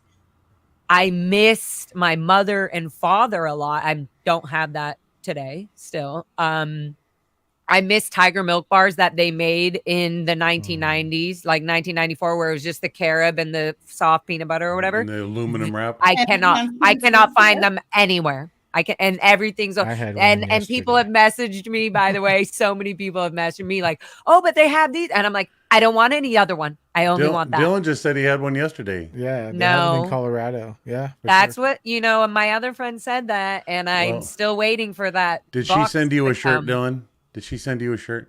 It's No. coming, Then- yeah. Oh, in the mail. then you It's need to already send her. sent. I have the you need- tracking number. I Please, just The Dylan. tracking number. I As- do. Would you like me to get you some Hanson's root beer? Oh, I will Hanson's. gladly send I like the you. man. I don't know. That's Mandarin going to be lime. my That was next favorite. mission. Is that hard And to grapefruit. get? Grapefruit But- was really good. Yes, Yeah. Liz said that the Trader other Joe's. night. Trader Grapefruit. Grapefruit. Oh, okay. But okay. Dylan, I just think, buddy, you would, if once you get your shirt, I'd send kick Laura a Tiger milk bar. Oh, for sure. Yeah. And you I just can wanna tell see me if it's real. It's Yeah. probably I not wanted- the original one, but Dylan, don't I back hope they out. kept the recipe the same. No, that's yeah, the no, thing. it's good. I like it. I like Somebody, the, no, I'm telling you. Anyway, always so like we're the talking about original things I one, miss. I see. So I've only answered the first part of this, and I haven't even finished answering. I just gave you 2 examples of very complicated Because situations. this ding dong here, Tiger she's milk jumping bar. in. No, not even that. I'm just saying I've only answered this part because even a normal question from Love 51,000 that's always in our chats, even a normal question like, do you let yourself enjoy the things you missed in childhood? That sounds like a normal question, but I didn't have a childhood, so I don't understand really what that is. Like, I don't not understand it. You understand that I don't understand. There's no relation there. It's literally a blank slot. It wasn't a childhood. It was my childhood. If we do talk about that, would be the 2 hours that I was hanging out with my family, sort of. Yeah. That kind of was the fun play. Mhm. Ooh, I got to be a child because my parents are here. Kind of. Even though they were executives and I still had positions and behaviors to uphold, I still felt sort of like a child because my mom and dad were there. So for example, the spanking thing, when that happened, and then I thought, oh, my mom will protect me. And she thought she would too. She left crying and upset. And I was like, good, finally. And I even relaxed a little. I stopped having my panic attack. And then she came back with the L. Ron Hubbard policy of spanking children, and then To she was kind of like justify sad her. about it, And then but it's sad about questioning. it. She was sad and she was like, honey, how do we do it so you don't even have to get to this? Which is a smart thing, but Yeah. it also was so ununderstanding. It was Yeah. not Mhm. understanding. It was like, and that right there, any mother, as we all know here now, would absolutely be like, no, I don't care what it says. Even if you are a hardcore Sea Org member Scientologist in that moment, if it's just hard to relate somebody that people like us that were under a spell. You are literally under a spell. How are you going to try to distract somebody that's under a spell? Right. It's Here's the not question. like they I'm don't sorry. love us. It's not like they What's that? didn't What- want to do the right thing. Sorry, go ahead, Liz. So you say spanking policy. You know how many times my mom told me she was going to bring me the spanking policy, but she took spanking to a whole new fucking continent. Like, What do you mean? maybe I'm wrong, but spankings are supposed to be, smacks on your ass. Like, Whoa. Wait, what do you mean? That's what it was, but it was bare butt and it was literally as hard, literally pain so that they can feel pain. Yeah. What well, was yours? obviously, What there was was yours? And different it was executions. 3. For some Did you reason, we get got spanked, 3 slaps. Gary or Liz? I got broken Liz, bones. yeah. Yeah. No, oh my gosh, you got broken bones. No, I mean, I just remember spankings when I was in elementary school, going to the principal's office for doing something. You get the wooden paddle. My But mom was. and for Liz, it seems as though we just jumped down a ship that never wanted to be spoken about again. Well, I'll speak about it real quick, just because when we were in Florida, if you look up my mom's history, she gave me a shiner so bad that she was kicked out of the LRH composition flag, 1989. Like she hurt Gary- you so. Yeah, Gary, she got yeah. Like literally, Liz Mama has gave been you a through- shiner. Yeah, no, Yeah. and Oh, this gosh, happened I'm sorry, Liz. and worse That stuff is- happened than this. So Yeah, a lot Whoa. worse Yeah. happened, but My Lord. yeah, if you we're really lucky look at- we're lucky Yeah. to be able to be like, oh, how motherly. Like, wait, when I say that might not be Liz understands my motherly, or what I want Yeah, 'cause I my, really what like I the mean green by one. being mothered. But but Liz has literally gotten abused by her mother severely. Yeah, that's Like, while on staff. Wow. my mother has Yeah. never On staff. severely hit me. She's just Wow. abandoned me. Okay. 1989. Look it up, Florida. If you find anybody that's from And that was just anybody what was from the on the audience who record, 89? Jackson. What was your That mom's was just what was post? on the record. LRH.com. For F. That was on Debbie FL? Cook's watch too. On top of it, right? 89 would have Yeah, just been that's Like surprising. Ron Norton would have just been finally off of taken that. up to in. Yeah. Yeah. And Debbie Cook was tech sec in 88, and then Jesus Louises, Liz. The Yeah, things but you learn in they a all day. knew about it. There's And a if pending. you guys are watching that are on my channel or on Dylan's channel or Jackson's, please go to Liz Ferris, go to Liz's channel and watch, because she does talk about all of this and she talks about gruesome, crazy, like, how many bones have you had broken on your body, Liz? I'm I've sorry. broken every bone but 3 in my body. Literally. And it's not her breaking them. It's because of shit. like, Yeah. So please go watch her executed and episodes. shit. Yeah. Yeah, please go watch her story I and honestly everything. thought that's how all the kids. It was normal to get your fucking arm broken or It's get flat. punched, dislocated, get yeah. a fucking a black eye that's reported randomly to the hospital, like from your own mother. Okay, sorry, I'm not gonna stop. There I'm is a gonna stop. pending question here from a Japan of Green Gables. And Liz, I don't know how to appropriately acknowledge that, sweetie. Don't that certainly didn't fall into your ears. That was No, hard. I'm hard to hear. processing. I'm like so aghast. sorry. It's not- It's okay. I just thought everybody had Was it. that at the Now it's like- hacienda? Did you guys live Yeah. at the hacienda? Yeah. Only at that time. There's no Quality Inn, and that was because there still should have been around. I just a little shocked. I don't Wait, know how the another Quality human Inn, is that the one that had the pool and the dining mess hall? called the Yes. Yeah, the Yeah. QI was Yeah, the Yeah. QI. Yeah, that's where you That's where probably I- would have been because That's where I was on route that's where lines, they and kept all that's the where they younger kept kids. any Yeah, the any shit- kids or the anything. shitty place to keep the shitty people, basically. It was Anybody terrible. on security It or was- ethics lines at all. Anybody they didn't relied- want the rest of the organization seeing or Right. dealing with. Yeah. They Yep. relied on their food from a parent being able to get off post, get to the Mhm. dining hall, get the food, get on a bus, get it to the QI. And if they couldn't make it, like if their stats were down, they wouldn't get they weren't able to get out there and get food. Like it got really bad. They would guess what they would do? Go steal eggs or food from the cadets Right. that No, were and- on those, and then be like, "Oh, thank you so much." They would literally be blessed that a cadet was making them food. Right. No, it was awful. It got so bad. We caught wind of it where we were and had to do a bunch of missions to try to handle the inspect. It became a pretty big problem with the local community. The funny thing about sea organizational bases that, one thing happened on one base, one happened. One consistent is the consistency of the inconsistencies of normal. Me either, Janice. Just, yeah, no, I agree. I agree. You hear more shocking stories about really, and again, I'm thinking back with Liz. How is it another human being could have not stepped in to stop that from happening That's why as it she was was- happening? That's why Right. she was kicked I mean, out of that's- Florida. So, to give you a brief overview, is it okay, Laura, or do you want me to? Yeah, just move on? right. No, Yeah. keep Okay. going. Keep going. So, I'm just gonna bring up we originally- questions and comments as we're going. that's cool. So, my mom and I were supposed to room with another mother-daughter at the hotel or the converted berthing. Right. Okay. And one night she was just wailing on me, and I mean just really can't bad. even- The oh my God, roommate so sad. stands up and says, "You're killing her." And I remember her saying that. My mom turns and told her to mind her own business. Holy shit!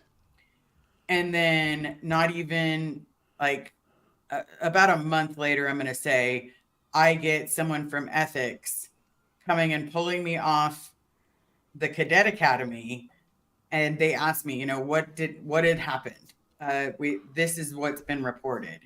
Has this ever happened before? I literally was like, okay, this is it. We're just going to tell everybody it's going to stop. Literally told him everything, that it's been going on for years, that this is not even a bad part of it, blah, blah, blah, blah, blah, blah, blah. So what do? they pack us up and send us right back to AOLA, where my mom is the LRH comm and we're living together again. And it just continues. That's what Florida did. You know, that reminds me of a story, Liz. And it just continues. Like, that's not an easy word or phrase to say. It was normal. Oh, I guess moms just do this every time. There was a staff member that after the entire day, I pretty much wandered through all departments and organizations of the IMP base just as a matter of routine to see how things were, how people were, yada, yada, yada. Early evening after dinner, I end up in the central marketing unit, and there's this girl. Her name's Sharon. I'll keep it there. But she had a fat lip, like I'm talking like a golf ball stuffed under her lip, and a black eye. And I was like, oh my gosh, Sharon, how did that happen? Because, you know, you just see her and go, how has she walked around all day and no one's asked her about this, it seemed.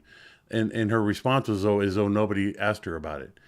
And she told me, she told me that her husband hit her because she did not want to put out that night before. And I was like, what, Sharon? Did I hear this correctly? And she goes, yeah, he hit me. And she goes, it's not the first time he's done it. And I tell you, I will never forget that moment when I heard this.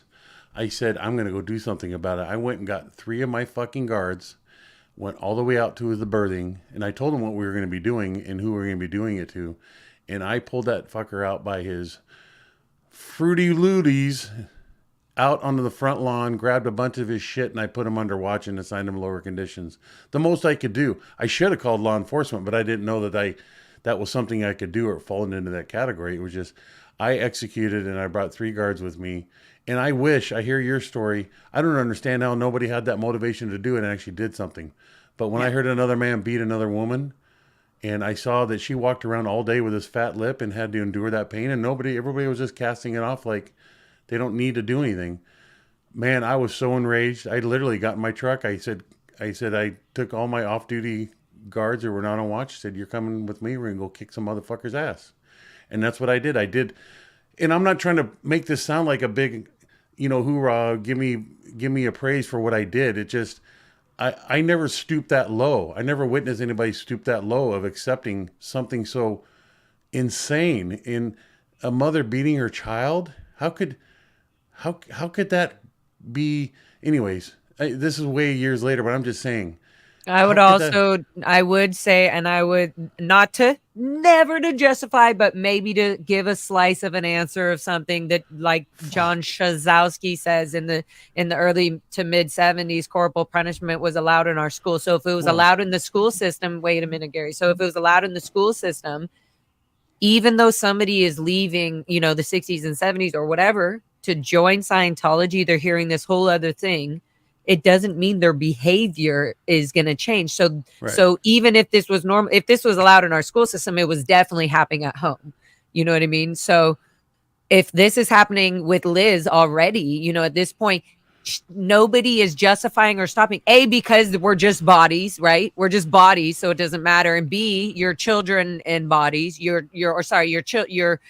children are adults in small bodies. Small bodies. So not only that, you should be at the same level with your mother almost. So Liz and I and everybody, we're calling Liz her mother, but she definitely was doing anything but mothering her. But yeah, in the world, and I call her mom now, and to be honest, guys, that stuck me up. That word messed me up pretty bad, because my mom demanded that I called her Sandy. Like, if once you and I talk to my dad, or my dad is face to face, I've never called him dad. Never. It's Bob. My mom's name was Sandra. It wasn't until it was like. Surprised you weren't asked to call sir, follow up with a sir. Yeah, my boss. I got literally for not calling him sir.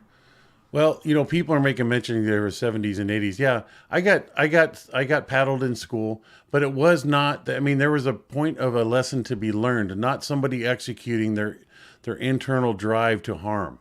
Okay, and one other thing is, it's not, for me, it was done by a man who had just barely been over 18 years old, a full, 20-year-old at this point, 21, whatever, man, who And not only him, also other women, Barbara Tompkins, Ann Weber. Ann Weber was kind of the sweetest about it.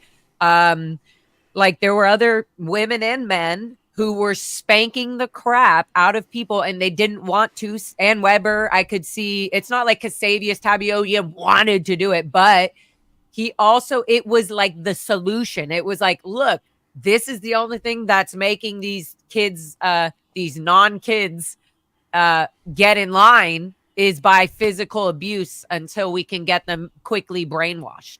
That's basically what it was. The spanking started to work. Like, because they were doing it so hard, because our confront level of pain and work and abuse was already so high, if that makes sense. Absolutely. And you know, okay, I'm kind of in the same realm here. We're kind of, and we're just a topics. body, and we're children, and you know, and we're not spirits, you know. So even as we're getting spanked, I'm like, I'm not a body. Just go out of my body and then come back in every time he spanks, so it doesn't hurt. Were there ever like hula hoops and jump ropes and hopscotch and shit like that played out there? Or was it all organized? If you didn't have it confiscated, you were allowed to have it on the meal breaks or the 15-minute breaks at school. That's it. How about that history of like flying a kite? Meal breaks, anything like PE. That's it. Did anybody have a kite? Anybody have a hula hoop? During those minutes, literally during those 30 minutes or 40 minutes of PE or hour PE, that was the only time. Any other time, it was slacking, doodling, you know, make, you know, other fish to fry. It literally was. Kids couldn't have that little moment of sitting out there on the side of a hill, if you quickly tugging on a string, watching the kite. No, I would do that and they considered it blowing because I was gone for hours because I knew I could lay in the grass or the brush. Right. Don't mind the mountain lions and the snakes, but I would look up and I could see the hawks just flying and I felt now it's the equivalent of being on ecstasy of like just happiness of like, you know, it felt pure and I felt so free. It was, and the fucked up thing is I would relate it to a locational. I'm like, Scientology, L. Ron Hubbard locational does work because look, I just kind of did a locational without realizing and I feel really good. I felt so good that I was okay to go back and just confront whatever I had to confront. Yeah, interesting. Sometimes. For some reason, these thoughts are popping in my head. It's like, I wonder if the kids I ever love had, it. Yeah, because you couldn't have a kite flying up in the sky and just sit there and enjoy it and become enamored by it all day long. No. By the time you get it strung out, you'd have to reel it back in and you're racing against a muster or something, you know, and that's what I mean. It's only minutes. It's like your 15-minute breaks during course studies, which seemed like so long. Once you got your food and stuff in your hand, you were like, whether you're playing marbles in the playground or you're flying that plane or you're testing the airplane you were secretly making in the dictionary, like, or whatever it was, you know? Yeah. So there's only these little breaks. Other than that, every minute of the day is why are you not in bed? Yeah. Why are you? It's like lights out. A lot of whys. Why? I don't fucking know why, because I want to fucking be here and do this. Exactly. No backflash. No backflash, Gary. And that is also out FO 38. I don't give a fuck. I know. Okay, Jackson, here you go. Jackson, what were you trained to do if the FBI raided the place where you were? That's a loaded answer. That's a loaded question with the loaded answer, because there was a number. Purple Groovy things. Always has some good questions. I wanted to go backtrack here. Janice, just because it supported the topic we were talking at the hand of Janice and Captain Bill. Captain Bill was a previous long-term Sea Org executive staff member on the Apollo ship, where Captain Bill gave his wife a shiner, and even Hubbard himself saw it was wrong and put Captain Bill through hailing for having done it. See, so there was one time, and again, it's based off the person, I'm going to suspect, because even like Louis was saying. Janice. We all have to look at something really quickly. Sure. Okay, Captain Bill once gave his wife Joan a shiner. Captain Bill punched his wife in the fucking face. Right. And even I can't even say his L. Ron Hubbard. Sorry. L. Ron Hubbard. I think it's L. Ron Howard. I think it's L. Con Hubbard. I might get it wrong. But anyways, I'm not making a joke about this. He noticed it was wrong and gave him a handling. Janice, what's the handling? What's the legal handling?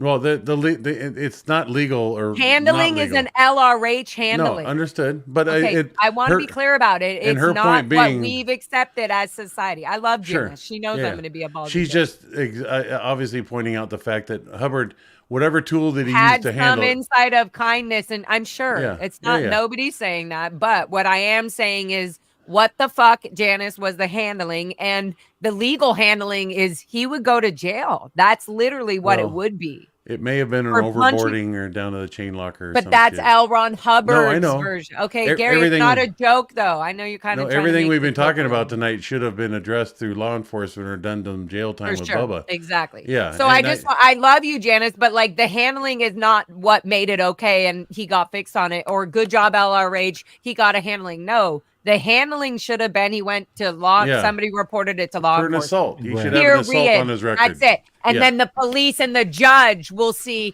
well, has he ever done this before? Da, Right. da, da. It wasn't up to L. Ron Hubbard. No. That's what I'm getting to.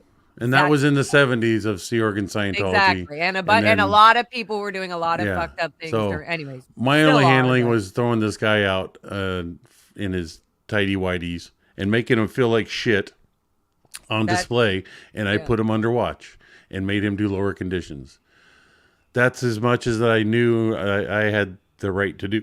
I should have done otherwise, but anyways. No, there's no. I'm not even. What I'm just clarifying that. Yeah. A handling by LRH is never an actual legal handling when it comes to an abusive situation. Yeah. No, I absolutely understand. Okay, that's all. I love you, Janice. Sorry, I didn't want to put you on the spot, but Well, and it's more like to address Liz. It's like putting a Band-Aid on a wound that's already infected. Yeah. And even if, I feel a personal responsibility because I was in the CMO around like in '88. But that never came, that was never reported. And even thinking of that, even if it was reported, we would have never reported it to law enforcement. It would have been exactly that. It would have been handled internally. That person would have either been, they would either confessed or they would have been sent to the rehabilitation project for us. It would have been tucked away in their folders, nice and tidy, and nothing else would ever be done about it. Right. And that never addresses that original wound. And I just want to say that I see that, and I acknowledge that even if it would have been a temporary relief, I wish that would have happened, so that didn't happen. Yeah. But would have been nice. it would have never addressed the real original wound Right. that happened to you as a child that you had no control over and did not deserve. So, But everybody continued on loyally following the one that set the example. The appropriate heifer was making some sort of reference to some sort of joke in here that I missed in the. I wish there was Apostate some. Alex, wait, Jackson. Apostate Alex said Scientology thinks it's above the law. LRH believed his tech was a much better solution than the legal system, but in fact was a lie he Of told to course. justify covering up crimes and abuse. Yeah. Yeah. So, anyways, Elizabeth, as I like to call you, And yeah, because that's who she's through my eyes, Elizabeth. Yeah. I mean, I'm a little shocked at myself for not having been. You've made an effort to communicate that. I just did not know that was an incident in your life, but because I just remember, as in my position as security chief, I had my limits, and not to say that I was challenged on them often, but I tell you, did not have to think about what I needed to do with what I just discovered, and I did not delay executing my choice of what I wanted to do, and it makes me wish that I was back at these other places, because you tell your story. I would have picked up your mom by her curly hair and brought her down to ethics and held her accountable. Whether it was the right, wrong, or indifferent, she would not have continued that on my watch. And be allowed to create an atmosphere where she does it and someone else says you're hurting her or killing her, and she tells her to shut the fuck up, basically, and quiets that staff member from reporting something. That toxic environment is just incredibly disgusting to think. I'm so glad it wasn't rampant at the base. Mentally and spiritually it was. And I didn't know any indifferent or how to deal with that. But I got to tell you, physical, grotesque, man-beating woman didn't happen that often. Even physical, guys in conflict with one another, staff members in conflict, just getting down to a bare knuckle fight. That didn't happen much. It was mostly all just a big fuck you match. Yeah. But Jesus Louises, that's it's such in conflict So with. there's so much. There is so much. There's so much conflict. Yeah. I was even here's one thing I like. Just to keep it's so great. I literally, like, Dylan taught me. He was like, just write little notes so you have little bullet points of things to talk about. So most of them we've actually brought up and talked about, which is so great, and I love that, because that's the whole purpose. Is like, I wanted to just naturally, just cause all of our stories are like blah blah blah, they're so similar, and we're like, oh, and this was that didn't happen here, and I'm like, no, and Dylan's like, we never got hot dogs or whatever. But I would even like the never got hot dogs. Yeah. I did message my mom. So I have to ask you, when you were the LRH com and you got pizzas and dessert, was there beer there too? Okay. Response. Beer only at Christmas staff party. And that was New Year's. Usually it was after the New Year's party for the We were public. over the rainbow with the Imp Base, so we had it Yeah, special. you guys got all the special. And I missed my whole Imp Base experience was on the RPF. Yeah. So Out at Happy Valley, mind you. Yeah, out at Happy Valley Money. I love how Dylan said my whole Imp-Base experience was on the RPF. RPF's RPF, DP. Yeah. I was basically manual It just meant labor. you kind of are exactly how you are now. You just were like, but why? Why? Yeah. Okay, well, that doesn't I'm- make haven't sense. changed Why much, don't we do except for it this no Ven way? beard. Well, I Yeah, thank you that's for reaching out to your mama there, by the way. That was kind of fun, Liz. You did that while Liz, we're and having I was going to something. say that's really crazy that you're able to reach out. No offense, and maybe you've done whatever, and people can go watch your channel to see the progress and whatever. But I am your friend for life. Like, I am your friend no matter what. I really love you. I think you're doing so much good work. You're inspiring me to do deeper work for myself, and seeing you go through what we've been going through and what you've been going through recently. It just feels really inspiring that, hey, you know what, I can get through whatever I need to get through. Holy So shit. I really appreciate that. Do any of you know who Cece is? Yeah, of course. Yeah, okay. Cece Smith. You see her comment from Real Yeah. the Paying Guy White? Yeah. Yeah. I knew each one of those gentlemen. Me too. I Yeah. did not know that her husband did that to her while she's 6 months pregnant. See, Holy shit, Cece. let's put it up so the whole Yeah. world can And that's see, awesome. because this needs to be. Minimally But Guy White. no. What's awesome, Gary? That the fact that those guys kicked, they executed their own version and definition of to whatever their own thing of justice on a man physically assaulting another woman, especially when she was pregnant. I mean, I'm glad to hear that took place. Yeah. Yeah. I'm sad to hear that it even happened. But where did this happen? that would have been in L.A. Yeah. Yeah. That And would in the be Sea AOL. Org or under Scientology. In the Sea Org, and he's probably, I think, over at AOLA. Literally. mine. And so thank God a few of these people in their normal masculine minds still Well, had a decency to protect a woman. That's Cece still living that memory to today. I mean, I love that, Cece. We know this, I can- Cece, by the way. I know, We so do love I. you, Cece. The fact that a woman has to experience that in life is, number one, it just gets my blood boiling.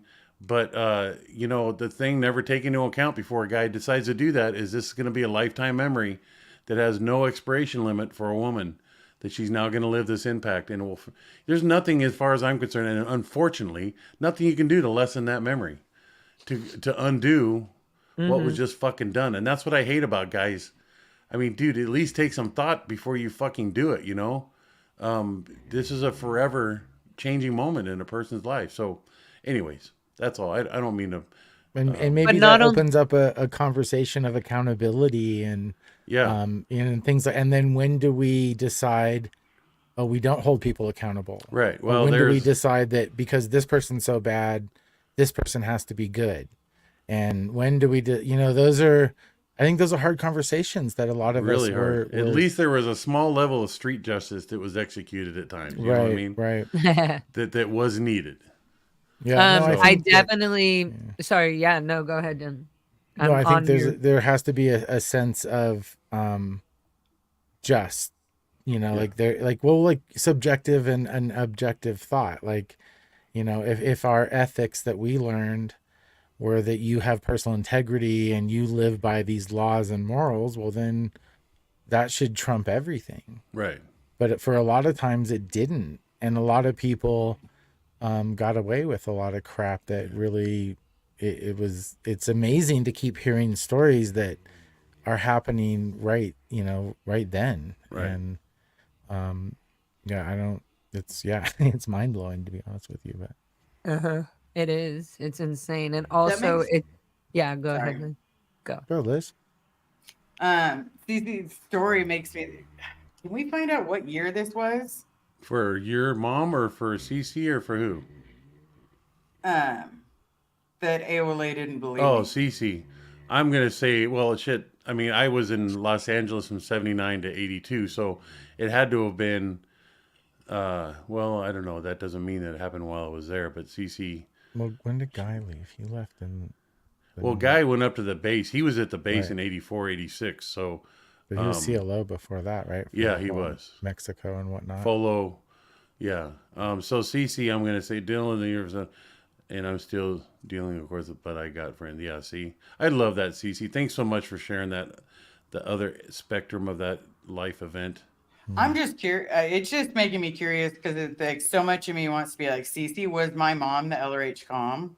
83, 84. See, I was right. So, Yeah, I was gonna say yeah, well, it looks like she's live and answering. So it looks like you're going to get an answer here any second. RPF 83, 84. Yeah. But whether your mom was LCC, yeah.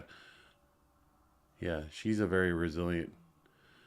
Liz, what did you say about CC or something and LC or I something? wanted She to was, know she if was my- asking if if Oh, my that. mom Okay, was the good. LRH I was like, com. was that it? Yeah, when yeah. Cece's Because incident of course, happened. if she's doing such horrible things to me, why would she believe that anybody else?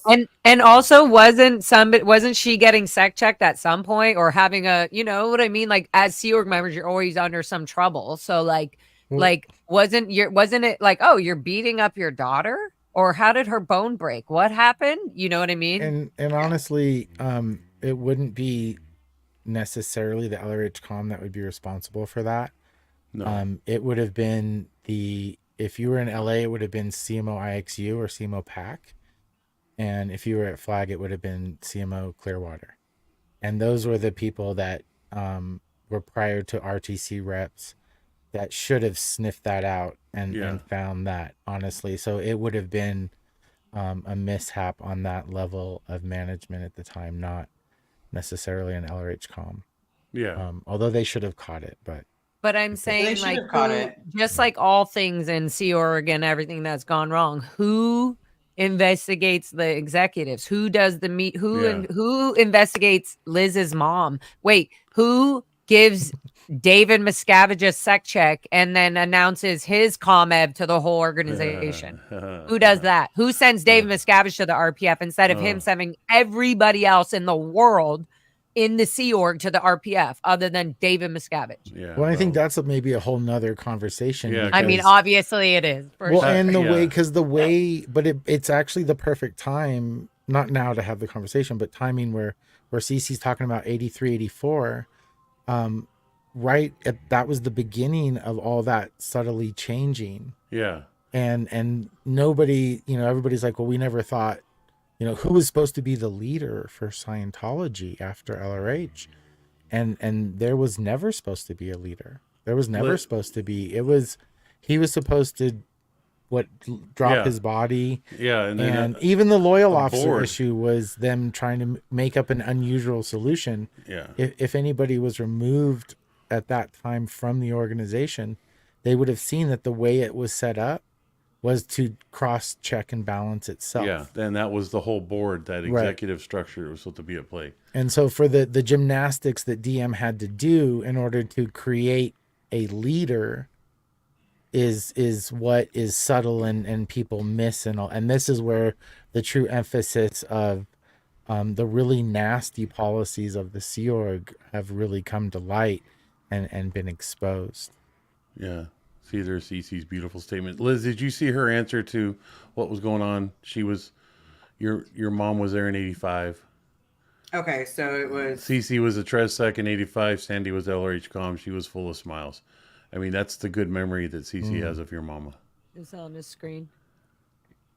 Oh, yeah, okay, sorry. Cece. Hey, Cece, let us know if you would love to join us for a live chat, because I can go out there and set you up and help you. That would be so cute. And then I'll come back and we can have Cece on, because Cece has so much knowledge. And Cece, not to put it together, but Cece was at the Celebrity Center. Cece protest with me, like with all of us, and I have warmed my heart. She, you know, in the YouTube, when you go to my live videos, guys, you can go and watch my screaming ass the whole time. But it actually sounds way louder on my channel because my phone and stuff is with me, so it's picking up my voice and my phone. So it only is trying to pick up me, which I was hoping iPhone would have figured that out. Yeah. Just kidding. Apple. But anyways, the point is there's the, you know, like when you hover over it, the like repeating thing shows Cece coming up, mwah, kissing me on the cheek. And it's just repeating that. And I'm like, yeah, proud SP. And she's like, mwah. And I'm like, oh my God, Cece. And that's all it's doing. It's like repeating this, like, mwah. And it's so that's Cece. Anyways, Cece, come join us. That would be really fun. That would actually be so cool. She was she's been saying how much we all give her therapy and how strong and I'm like, Cece, you're all part of it. Like, we're all part of this. Like, I feel stronger every time I get a message from Cece or a cute thing or a worry about this person, or Liz texting me about this, or Jackson calling me about this person. Like, I feel stronger about our community. I feel even stronger because we're talking, we're healing, we're really saying what's up. You know what I mean? Hey, I have to go soon, so I wanted to announce that I got to back out of here soon. Okay, we love you, Gary. You can go. Anybody can go at any time. Me and Liz are the strong ones that hold through the longest. So whoever has to go's got to go. My weakness is no, we love you, Gary. I know, for I know, sure. I know. No, we love you. You got to go whenever you want. Please, if anybody's watching that has any questions specifically for Gary or any comments about whatever before he runs away, you go ahead and do that. Can I undo this thing about CC with the Tressec in 85? That was just pointing it out to Liz that she got the answer she was looking for. Oh, Janice asked this though. Liz, didn't they take you to a doctor for broken bones? Doctors should have also been questioned. Yeah. So can you answer that? Yeah, they took me to the one down the street at PAC.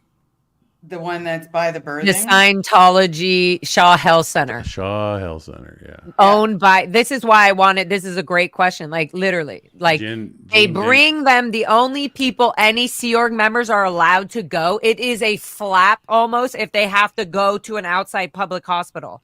That's a flap. That's like, somebody, the MLO has to be there watching, making sure they're not getting any psych drugs or whatever. Anyways, but it's a flap. So everybody doesn't know this. The only main doctors were Dr. Dank, who was L. Ron Hubbard doctor, or somebody who worked with L. Ron Hubbard. Janice can tell us all about that. Dr. Dank, Stephen Price, Dr. Stephen Price, who was a chiropractor, and Megan Shields, who would, and on another note, there's this other doctor in Clearwater. Please, somebody help me. The one who's like known in Clearwater, and he's a fraud too. And he's also a chiropractor, but calls himself a doctor or whatever. Never Do you knew know? who he was. No. Dylan, you remember her name, Dylan? Ship. Dr. Ship. We did not stay. Ship? No. S-H-I-P? No, it's not that. S-H-I-P-P. I don't know that. No. It's somebody else. It's somebody currently who's literally current. Oh, okay. I'm forgetting. I'm blanking on the name, but trust me, I know Right, they worked on. You beautiful people. I'm going to back out, even to you, Janice, and all you fabulous people in the chat. Nice hanging with everybody. You too, Jackson. Right. Thank you so much for being here. Of course. We love you so much, Jackson. Ciao. Bye-bye. Okay, fun. Fun. Now, see, now it's dirty because now it's a threesome. Ah, dun. Do not sing that rhythm. Do not sing that rhythm. Ew. Why was I singing that rhythm? Because it's a threesome. Yep. Wow. A bow, chicka, bow, bow. That's a better rhythm. Don't do that rhythm. Don't do that rhythm either. Brown chicken, brown cow. Or like Lords of Acid okay. or something, right? Aw, somebody missed all this. Japan of Green Gable. Gary, could you tell the story about the music festival? Sorry, honey, Gary. You gotta go ask him on his channel. Uh, um, okay, so not to bring it back down to the downtone to the children are adults in small bodies, but somebody I was watching Aaron's channel and Aaron asked somebody, what was it? Maybe it was Natalie or somebody that I don't know. But he said, "Wait, yeah, what is the purpose of sex checking a child? Or what is the purpose of interrogating or putting a child on the Joburg sex check or a past life sex check or something?" That to me is was a huge yeah, right there for the FBI and for everybody. What is the purpose of sex checking a child who has been born and raised? Not only that, but other people who have been born by Scientologists under their freaking behavior. What is the point in doing that to a minor? To break your spirit and soul. I mean, it's almost not even a real question, but it's almost like, wow, this is like, yeah, the Well- intention is to control their mind. It's to take advantage and control the child's vulnerable mind. And to I make really them thought believe they were taking my and to make them believe that like their past life things and everything are real, like because you go past life on some of these things. Mhm. It's just like anyways. I can't My- fucking imagine a daughter of mine, if I ever have children, or anybody of my good friends' children going through this. Dylan, like your kids, are you kidding? Yeah, For- no, I think, the way I was indoctrinated was a little different, because I was kind of raised in the mission network, and then in the orgs, and then I was sent to the Sea Org. So my indoctrination into Scientology was like Dianetics auditing, where it's like this fun experience and you recall some cool things and then you feel better about yourself. And so when sect checking came, I had already learned the TRs, so I had already been kind of indoctrinated, and my aunt was a supervisor at a mission for ever. And so we would do TRs. I do TRs like all day. I do 2-3 hours of TRs every night, 5 days a week. So I think when you're indoctrinated like that, when you start doing sec checks, Can you imagine your kids doing that every week? Like, oh, you have to go on court. Like you're instead of well, like it's picking normal. them I up mean, from school, you're bringing them to the org. They're going right? on Oh yeah, court. you go straight to the mission. You go on Right from school course. to the org. You write letters. You sell books. It was a community thing Yeah. at Go that do point. something And at the that org. was part of the allure, was that everybody in that little community that was into that hung out there. So you were all kind of together doing that, and it really normalized that kind of child abuse. Instead of us being at school, a lot of us were homeschooled, and a lot of us were, there was that whole lifestyle. And and the whole fact that Scientology and the Sea Org and everybody's policies of LRH disagrees with the whole school system and thinks that it's bad and they're dangerous and they're going to put you on psych drugs and all this stuff because they're involved with the whole Right. outside world. Well, it's how each It's echelon scary interprets. it's scary to put your kids Right. in that's what you feel even in the Sea Org. As somebody who never been in the outside world, I was afraid, not for my children, because I never was going to have children, right? In my world, Right. I was afraid of the outside school system. Right. Well, Just sure. even that being like, and then I was like, when I was starting to get older and wanted to leave, I realized, oh, I don't have to go to school. Well, I would imagine, or I would hope, there was that short second that your parents were terrified that they had a kid in the Sea Org, and they realized that they I had did see to that. double down on their cognitive dissonance of like, this isn't a child, this is an adult in a small body. This is a being that's lived hundreds of thousands of lifetimes. So you should know better. And you are even getting the advantage and the bonus of being born in the Sea Org in. And you're in this already the family, uppest yeah, upstat of upstatteries. yeah. You know, I mean, But it's wait, ridiculous, just to right? quickly go back to what you just said about the parent, there must have been a second where they were like freaked the fuck out. Oh my God, my Right. kid I has hope been so. born. There Right. was. I Good. saw it in my mom's eyes, and it Right. was the first time because I'm here in my gung ho mission of leaving the Int Ranch, and we're approved, and we have this nice clean uniform, and we're literally ready in my group with Kiri and everybody else to go to another state across the country. We are going out into the world to be outside, not to just go visit or a 3-day vacation, a secret quick vacation to go to my grandma's funeral and come back. This was like, we are officially joining the Sea Org. Right. Yes, our parents are at Golden at the upper level. We're going to join the Sea Org that's lower than that, but we are on the lines of the Sea Org now. Right. Well, and it's interesting, like Jackson said before he left, he was like, I used to open the gifts and there would be these cookies and I'm like, what? Like when I got sent to the Sea Org, that was it. HTO would I do heard from that. my dad like once, maybe twice, and that was it. And the only way I heard from him was because one of my grandparents died. And it would have been a flap, and that was the whole problem, was like, is this I'm going to be calling you because Auntie So died. That's the exact same thing. Like, and hey, it was Grandma like, Jessie died, so we need to figure out there's going to be some sort of, we're going to have to fly to Canada for a service, few and days. it's all the So get prepared for non-Scientologists, that. Yeah. right? And while they're telling us this, we aren't even holding our passports. We don't own our passports. We're not. So we know that, And this is all in my parents' hands or Osa's hands to book all this. And you're worried about your stats. You're not even really worried about the consideration of somebody dropping their body. 100%. Like, Or you're that they're so your more worried about your grandmother. stats than And you're you don't worried even about realize they're anything. dying. You don't realize they're Right. gone. It's almost like, oh, good, I get to go to grandma. And you're like, oh, grandma. Like, for me, I didn't even realize she was actually like gone. Like, it's a funeral Right. for her. I was expecting to Right. see her for some reason in my mind.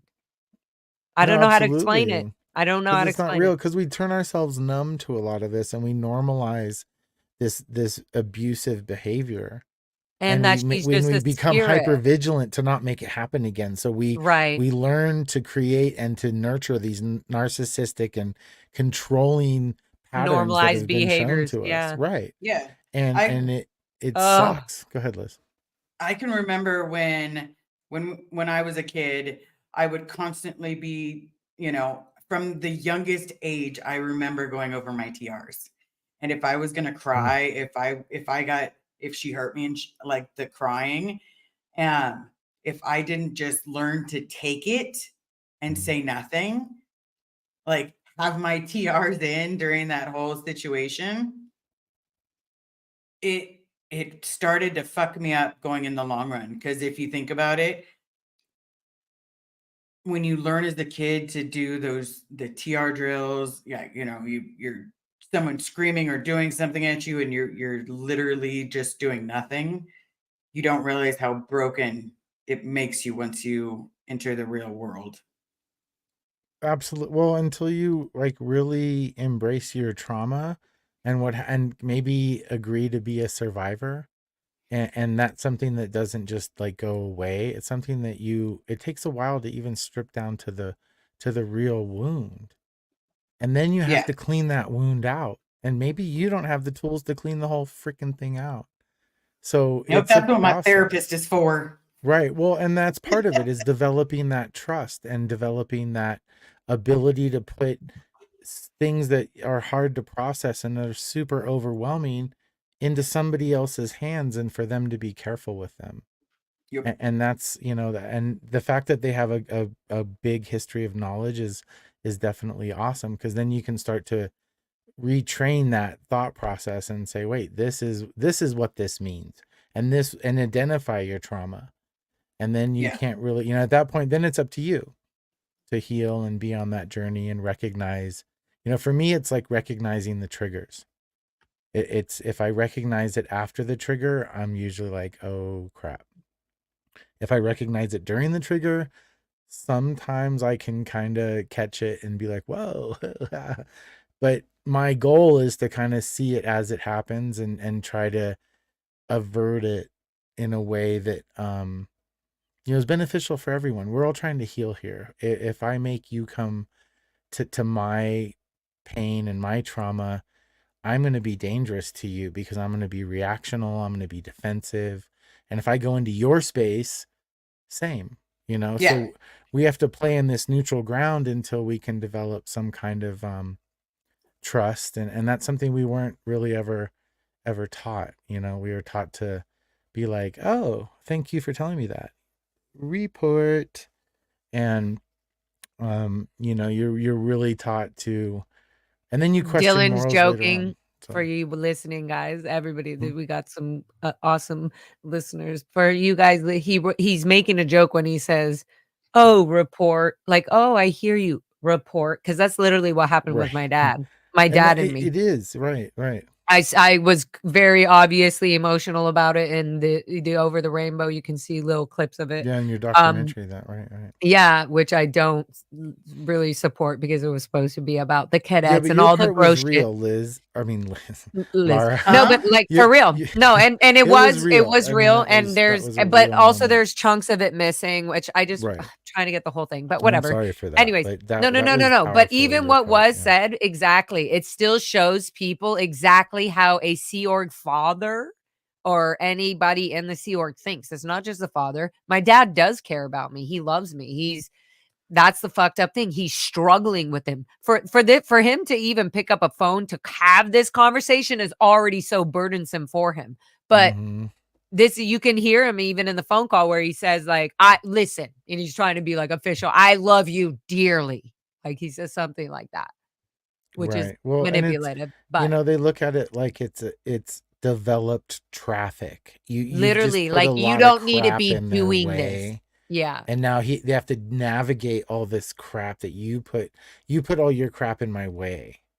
Now what? Now I have to write a report on Yeah. you. You caused and this. right. You and created it's so, this. but that's that's projection.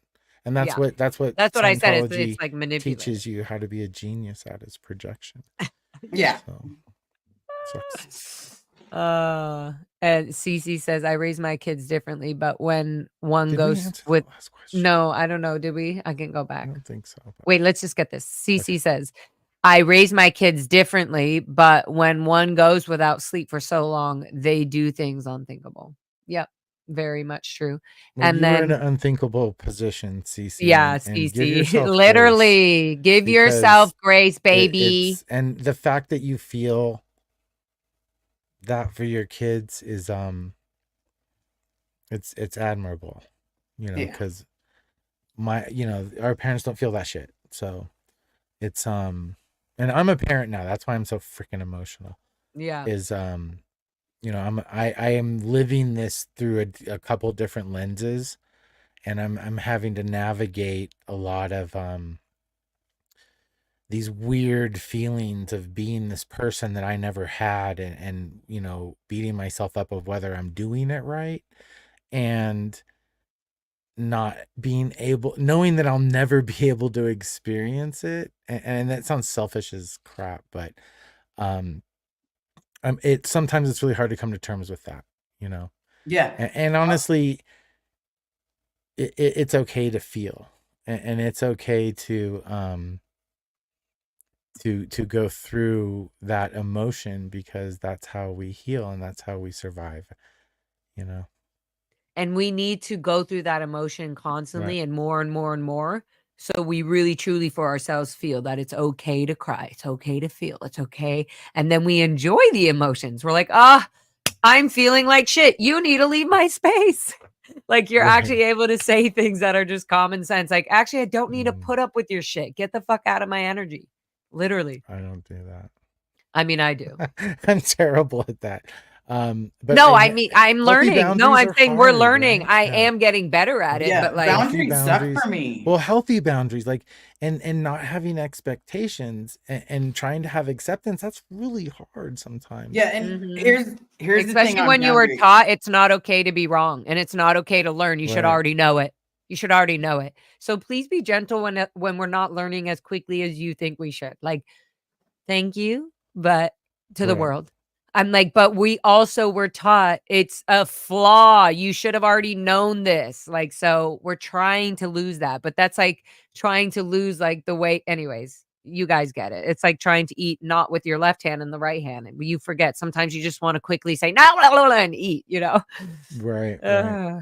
Anywho, sorry. I just don't understand why child protection wasn't onto all of this. Surely there was some leaks.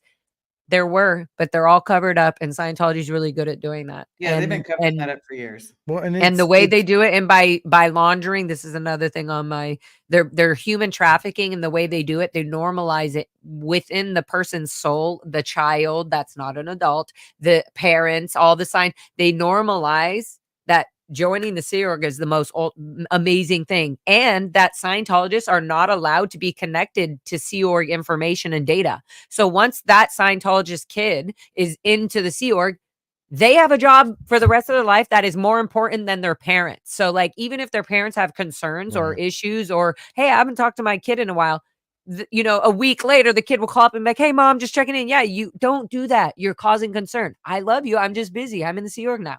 Okay, bye. Right. So they're on a whole different planet of Scientology, Well, literally. and the love bombing that occurs when you Yeah. join the Sea Org is beyond On belief. And ridiculous. before you join Like, the Sea Org, I before was you ethics join that bait before I contract. joined the Sea Org. It didn't matter what I did. I was ethics bait. Yeah. As soon as I joined the Sea Org, I was the most upstat person. I was amazing, and it's crazy. Like, my parents loved me. Like, oh my god, my family loved me. Yeah. Once I joined the Sea Org. I still think my mom and dad, well, Right. my mom and dad loved me because, again, I was born into the Sea Org and I Right. chose No, them as parents. absolutely. Yeah, And yeah. don't ever let them down. Ever. Oh, my Ever. dad was Even so in your Sea Org excited. decisions. Yeah, he picked me up, and I wasn't that, like, I was tiny years ago. I got fluffier. But he picked me up and threw me around, and he's like, I knew this is what you were gonna do. And I'm like, now I look back on it and I'm like, how did you know that something really bad was gonna happen to me out there? So I came here. Right. Yeah, like that whole I didn't. Like, Yeah, that's a weird concept when you normalize it growing up. It's like, well, your grandfather was in it, and now he's an artist, and we're Ugh. in it, And he it's did like, auditing, and he did, he got rid of his reactive mind and his aberration. So, well, and when you look at it, they were like, I don't know. and if for it's Liz I don't, Gale, I don't who want was to like insult anybody. considered to, Right, but it's like the Jack Mormons, isn't that what they call it? Like yeah. it's like you're in it, but sometimes you're not, and something like that's how kind of my family, they were like in and out of it during a little bit of my, because they're artists, so they're traveling around. So they travel around for 3 months, and then they go to a mission and do hang out, and then they travel around and go to another one. So it's in around you all the time. But they were kind of like Jack Mormons, and then they tried to get their ethics in, and they tried to join the Sea Org, and it's weird when it's always in your life, and it's just that part of your thought process. or Yeah. the vocabulary, and people out here look at you like you got screws loose. Well, we might. Yeah, we might, and that's okay now, because to be completely honest, I go to therapy. I have to have what to talk about. But at the same time, it's still rough when you really look at it. You're like, oh my God, that's why I accepted all of the abuse. Oh, because the whole mentality of I can take it. Oh, Uh-huh. Mhm. and then when Yep. it kept getting worse, I'm like, oh, the mentality of it's okay, I can take it. And And you then, have high confront, and you have high confront, and you have high tone level if you do take it, and you do continue to take it. You have high confront, and you have unconditional love, in fact. yep. Yeah. Oh Thank you, God. Super Pup, real quick. $20 cutie patootie with an attitude, constantly I still being the love that most little dog gorgeous. pic. Yeah, the boop. We got another Super Pup chat. That's what it feels like, the dog pic. It's uncomfortable to sit with your feelings and take them in. Give yourselves grace and time to become comfortable with those feelings. Thank you, Super Pup. We are doing that. Yes, and this is part of it for us too, is doing this, especially with Liz. For me, Liz and Dylan are like perfect people to talk about Well, and stuff. being like, I don't know that I'll ever be comfortable with my feelings, but I know that they are what they are, and if you just accept them for what they are, then it's a lot easier to deal with them. But it is hard when you feel that well of emotions that, I have that personal fear of like, will it stop if I let it start? Yeah, Will it? that is my biggest fear. And that is why I'm on anxiety medication. Because guess what? I'm so scared that if I let an emotion like really just flow, that it is going to be like Niagara motherfucking Falls Right. with like a side of Janis Joplin going, yeah, Yeah, I totally, I think I'm that would be scared that it's the going to go the boom. beginning, and then I think that it would be like that for like a year or two. Yeah, Like like hide nonstop. under a So it's something bench. that is so overwhelming that you just try not to confront. Although I have been dealing with it, and I just I think with, when you go through what you've been through, it's something that's just gonna be with you. And if you choose to like vomit it all over the place all the time, then people look at you. I'll segue to my youngest right now. He's at that age where he still feels a lot of emotions like a smaller child, but he's in like in middle school. So he's trying to figure out like when is it appropriate to feel a cry, or like, because it's quite often, I didn't realize this, but in like 6th and 7th grade, when something's overwhelming for a kid, like at math when you're learning algebra, they'll just cry. Like when they start doing decimals and they don't know, they'll just start crying. And I they, went through that all the time at the Int Ranch, and Ann Weber was like, "It's okay." At sometimes when she would have the time and space to be able to help me because she right, had right, 50 other kids, she would take the time to say, "Okay, take this number and do this." Like, and if I could break that down, that was okay. But I think the overwhelm or something, I always would cry. It was just like I would cry, but I would be like watching my tears hit the paper. Like, okay, I want to right. get it. I'm trying to learn, and I would Like just it's be a surreal, like crying. what is happening? I can't I don't process. understand Like, why I can't get this. right, What the fuck is wrong with me? Yeah. Right. Okay. Why am I That not as exact smart as Darren Bolsad? right, He's um another cadet. so I could not understand for the life of me. My nana had died, and my nana was like my best friend. Like my best friend when it came to my mom's family. And always kind, sweet. So and I was her favorite. Loved that woman for the love that she gave me. But then at the same time, it when she passed away, I had zero feelings. I'm watching mm, everybody around me cry, and I'm like, am I broken? Like I'm not like I'm not sad. Oh my right, god, what's wrong with me? I literally was sitting there in the church just like I'm broken, I can't cry. Yeah. right. Yeah, it's feelings are they're sometimes there's so much that, yeah, I think numb is an easy place to go before we allow ourselves to feel, because feeling seems so like dangerous.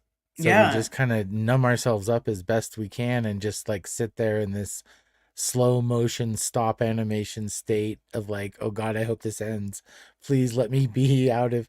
Yeah, there's yeah, that's a terrible place to be. I'm sorry. Yeah. Well, I mean, I'm doing a little better now. I'm having the feels. I still can't really like I can't cry on a lot of things, but I'll cry at stupid moments. Right, Like right. we'll be watching a romantic comedy and I'm not crying because they kissed. I'm crying because the movie's over. And I really wanted to keep That's watching the movie. one. Hey, it's got to come out some way, right? And um at least you're letting it out because that's important. If you keep it in, what Or happens, right? if I'm around Carrie and something I'm over like emotionally overwhelmed and yeah, her for some reason I'm good. I can cry around. Anybody else? Hmm. No. Why do you think that is? I mean, do you think it's trust, the I've never bond that you felt guys have comfortable built? enough with people. Right, right. I A yearn lot of for that. times I it- understand that. Um, it's a basic human need that we were basically deprived of for our lives, like of that ultimate trust with someone, you Mhm. know. And it seems like some people got it, you know. Like I thought I had it, but my ex is still in the Sea Org. You know, she's still doing her job in the Sea Org. So it's one of those, yeah, it's hard, you know. You think that that's your soulmate, and then how do you trust again? And so Yeah, finding that person is amazing. I'm so happy you have that. it is definitely amazing. I think Yeah. on kids, I I don't know have it. Just kidding. you don't. I know, me either. I'm Sorry. just by myself over here. I got my I swear to God, it's so cute though. Every time I'm crying either on here or if I'm watching something and I'm crying on my bed, Foxy and my cats all kind of come over and start watching me. Like the cats sit and watch me. Or Fox will come over like, "Are you okay?" It's so sweet. My cuddle buddy is like 150 pounds. Did So am I wrong or did I hear him snoring just now in the you background? probably did. He's He was like, he's a big I was hairy kind of like, what man. do I have on? And I was like, Yeah. oh, it's Dylan's cute pop. He's definitely a big hairy man. He's the happiest hairy man I've ever met, though. He's a super um, sweetheart. hey Dylan, Amanda Buma asked, somebody else asked earlier for you, Dylan. I think we already answered this, right? Liz, have you cried since then? But somebody Yeah, asked you. I've cried a few times. I've even cried on YouTube. That was wonderful. It made me feel amazing. No, Somebody asked Dylan if they knew somebody at Delphi. Did you see that, Dylan? Yes, that is my father, and yes, he is still there. Oh, okay, there you go. Oh, so yeah, there we go, guys. Coming in late. Never late, as Liz says. never late. Never late. That's Never right. late. Um, to feel your sorry, I'm just like reading it. To feel your own feelings is hard, and when we are nurturers, we learn to push ourselves aside for others. This is Mhm. literally 100% what I do, and I'm Right. learning to also not do that. Like, It's a don't trauma push. response. It Uh-huh. sucks, but Like and even then today. yeah, go ahead. Yeah. No, little thing. Even today, somebody was like sneezing. And then I was like, "Oh my God, I'm so sorry. I have cats and dogs." And she was like, "It's not your fault. I have allergies and I already took Right. a pill." But because she's been watching, Gina, she's been watching and she knows, I said, "Thank you." I literally was like, "You're right. It's not my fault and I don't need to worry or put it on myself right away. It's my fault. I created it. Somebody sneezing around me. Uh-oh." She's like, Right, "No, right. no, I'm allergic to the air and things, and I have" anyways, I just was like even that made me go, "Oh, yeah, that is a bad habit," because that leads into me thinking I'm sort of responsible for a lot of anything sort of negative happening around me. Nope, nope, Right. it just can deal with itself. It's not mine. That's what Which I'm like. is, you know what, something I realized like a few years ago. My ex-wife, she was like, one of her big pet peeves about me was like, you know what? You never say bless you when I sneeze. And I Ooh. was like, I grew up in You're like Scientology. you're We like, don't really "Bless do you." that. Like we've never, I'm like, and then I'm thinking, I'm like, do we not? Mhm, Maybe it was just mhm. me. And then the more like second gens and stuff I've been around, I'm like, when I've been paying attention when somebody sneezes, and nobody will say bless you because it's not something that was normal, at least for me and the people that I've noticed. But Yeah. um, No, I learned and I it's felt like those bless you was for me a universal words cuz so many people believe in so many different religions and things. I just think bless you whether I believe in whatever. I do mean, "Hey, I understood. Good job. You got that out," or whatever it is. Bless you. I care about your soul and your humanity. right, That's right. what No, I I feel. understand. Yeah, that it totally makes sense. It just wasn't something that was like No, it was a I little remember weird, hearing the other kids do it. right? You're like, And Yeah. then I learned Gesundheit. right, right. And Okay, yeah, yeah, yeah. That's funny. and I thought it was the coolest day ever that I learned some slang. You're like, I know German.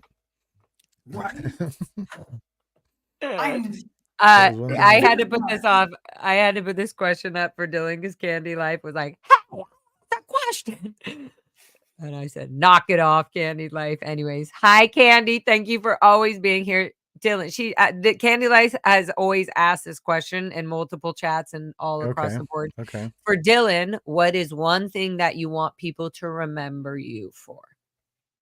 Well, at this point in my life, I would say for creating humans that are better than I could ever be. So I would want to be known for the humans that I bring in, because I had 2 boys, and in this world and this stigma with males right now, it's like, a lot of our society is a lot, left brained, and we're very analytical, which is something we kind of know growing up in Scientology. So I'm trying to keep my kids and instill them with the idea of, like heart over mind, and lead with your heart, and just have acceptance over expectations. I think I would want to be remembered for somebody who's fair and just, maybe. I don't know. So I love that. That's really cool. And I do think you are you. Yeah, I'll remember you for that for sure. Oh, somebody said, Laura, it is Dr. Minkoff you were thinking of. That is correct. Ding, ding, ding, yeah, ding, Dr. ding. Minkoff. Emma, you win a prize. You Robert should contact Lara.fm and email me, and I will send you a Dream Love CD, because I love when people answer the question I asked for in the chat and pay attention. So thank you so much for supporting and being here. There you go. Dr. Minkoff. That was the other that's currently still a doctor in Florida, Clearwater. Not a Yes. doctor. I think is a chiropractor who pretends he's some doctor, just like everybody else. Dr. Stephen Price. No, you're not a fucking doctor. I guess you are if you're a chiropractor. Anyway, whatever. Kind I of, don't but care. not really. Not a non-Scientology doctor. That's what I'm saying. Is all these people are definitely Scientology doctors. So no matter what they're taught in doctor training, a little bit is adjusted or completely not existing or removed because of Scientology's policies, laws, and beliefs. Right? Did I say that well enough, Dylan? Yeah. Yeah, I think that sounds great. Like, he's not going to be a normal chiropractor in the way that any other person would, because he's dealing with Scientologists and Sea Org members completely different than even he would to somebody who's seeing him as a non-Scientologist. I'm about to say WOG, but I'm trying to not use Well, that word. and he would be totally using Scientology management technology, probably through like a WISE Institute, Mhm. or Able kind of thing. Not Able, but more WISE. And then they would usually, the more involved they get, they would then try to indoctrinate their staff as you come in with basic courses and whatnot. So yeah, they practice that, but they still have to be licensed. So they would, it's that weird juggling act I think that it's they that do. weird in between that they get, Right. where they're still a doctor. Because how many chiropractors do you know push every single vitamin on the Well, it's like, ridiculous, right? And it's Like- like, Literally. they do oh, have that cool stem machine, and then the massages, and then that's, it's kind of like the whole spa tree. That would be my Yeah. idea of a spa day. Oops, sorry. Oh, that was cute too. Hi, Joni Cummins. Thank you, Yeah, it's sweetheart. at First, I also Blowdrill. want to show you this. Hi, and thank you for helping me work through my own feelings. Thank you, Joni Cummins. And this one is for Dylan. Dylan, do you have a chat? Did I just miss it? Yes, I did right here. Question. Does Dylan Gill Blow Drill have a channel? I Peggy. do. It's called at Blowdrill. There you go. Boom. At Blow Drill I'm just on kind of YouTube. starting. I honestly have I have a lot of stuff to say. I just have a hard time talking. I still feel like I'm talking to myself. Like, and I'm sure, like Liz, I've loved watching you kind of blossom, and it's I'm envied of how you've become so comfortable and how you just like chat it up. I think it's amazing. yeah. Mhm. I it's- like the I like going over things that I've learned.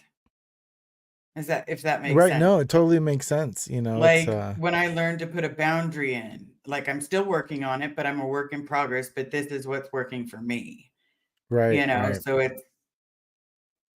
I think it's I love interesting. that aspect of it. Yeah. How has it affected you with like this whole kerfuffle that's happened in this community? Like as far as um like I feel like that it's weird, like even coming in newer to like if I insert myself, it's almost like, you know, there's almost sides and I want to navigate a middle more than sides. Yeah, And I navigate right it's in the middle. I'm like, I'm not picking sides, but right, right. the goal is Well, get but people at the out. same thing, I almost want to do like a newsy, gossipy thing because there's so much crazy info happening, and it's like it's not being talked about, but it's part of the therapy, isn't it? Like we can go back about our past and our history, but that affects us how we're acting today. Correct. And today, there's a crap ton of drama in this community. These are all people that I identify as chosen family, and nobody gets along, and it breaks my Not heart. Like nobody, it's not well, nobody. but We get it's along. Yeah, I we was do, gonna we say I do, thought we were getting along, and but all right. no, but you know what I'm I saying was is like, like I could name at least 20 people that we all get but along what with in scares the me is SBTV it community. seems like it's easy to um be like, hey, we're really good friends, and then that's it, we're done. Right. And I I don't, that whole black and white thing is scary to me. And It is it's scary it's because that was Yeah, I'm hard not also doing it to taught that way. to us. right, That's how it was taught to us in the Sea Org. right. And it's You hard to either do this navigate, or to you be don't. You honest. can't even nicely say, "Hey, I'm thinking about leaving, but I really want to be in the Sea Org because it's doing the greatest thing." But you're Right, not right, allowed to talk about it at all. It's this or right, that. We're getting a divorce or we're not. You're going to the RPF or you're doing this. It's like you're going to this org, so you're getting a divorce. Like there's no other choices. So our right. whole lives was always you're in this group, you're in that group. I'm above you, you're below me. You're this title, so why would we not accidentally make mistakes by doing moves or things that are completely aligned with our old bad Well, behavior? and why is it also And why are we perceived as not talking bad to about it? point that out, Out, right? exactly. And not be Right, to be able, like, wrong isn't is a crime. atonement It's a just horrible simply you saying messed you're up. sorry? Right. Isn't that Oh, atonement? exactly. Is simply Yes. saying you're sorry and Mhm. then not repeating those same patterns and behaviors, Mhm. right? Oh And God, the that's it. And definition for of some reason insanity. in this community, and I'm being general on purpose because I don't want to start whatever doing all these things that I don't even understand about social media right now. Yeah, You and know, also and all but these that's the weird whole point words is that, it's right, absolutely unnecessary. People can right. have disagreements. They can disagree. They can feel No, that certain absolutely. that's fine. But That I doesn't do mean want that us we're all to not get all along supporting. better. I really do. And We that's what is are, but this is upsetting and part it of it. makes it harder This to is part of it navigate. for us to be Right. able to talk about it and say, "Hey, this it's okay to disagree with people. It's okay. We are not saying we hate the aftermath. We support No, it. no, Do it right. all." I don't think Absolutely. that's The aftermath is It's absolutely but even helping and me. not just the aftermath. I'm talking about individual relationships in the SBTV right, community. I'm just saying we are so used to our whole Sea Org lives, literally Sea Org lives, let alone right, Scientology lives. We are so used to no, knock it off, disconnect. It's black and white. It's not that way. It's right. literally not. Well, we And need the to, it's like, behavior of it is so Sea Org and yeah, Scientology based that it's a tough we place to need navigate. but It also, how is. would we ever know this, Dylan, if nobody acted the way they're acting? Like, this is like we only learn more about how we want to lose the bad habits we have by experiencing other people or seeing like people going, "Hey, I have an issue with that," or this. Like, we're Yeah, supposed to be okay with I don't opening think up there's and anything having wrong with that. I think it's the atonement and the lack of like, I'm going to use words that we never used in this here, like reciprocity, empathy, compassion.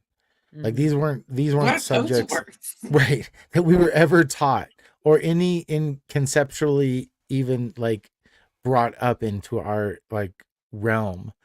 And that's what it in my opinion seems to be lacking. You know, everybody has the right to say their opinion. Hell yes. But also, if we have the right to say our opinion, then the other person also has the right to say your opinion. And if you want them to hear you, you kind of have to hear them. And if we can't come to a compromise, well, this is where the impasse becomes, is like, The bad habit. This is well, where and we were taught we to need not. to find that compromise above all. We Instead really of it do. being like, well, then it doesn't work. Well, that's Disconnect. final.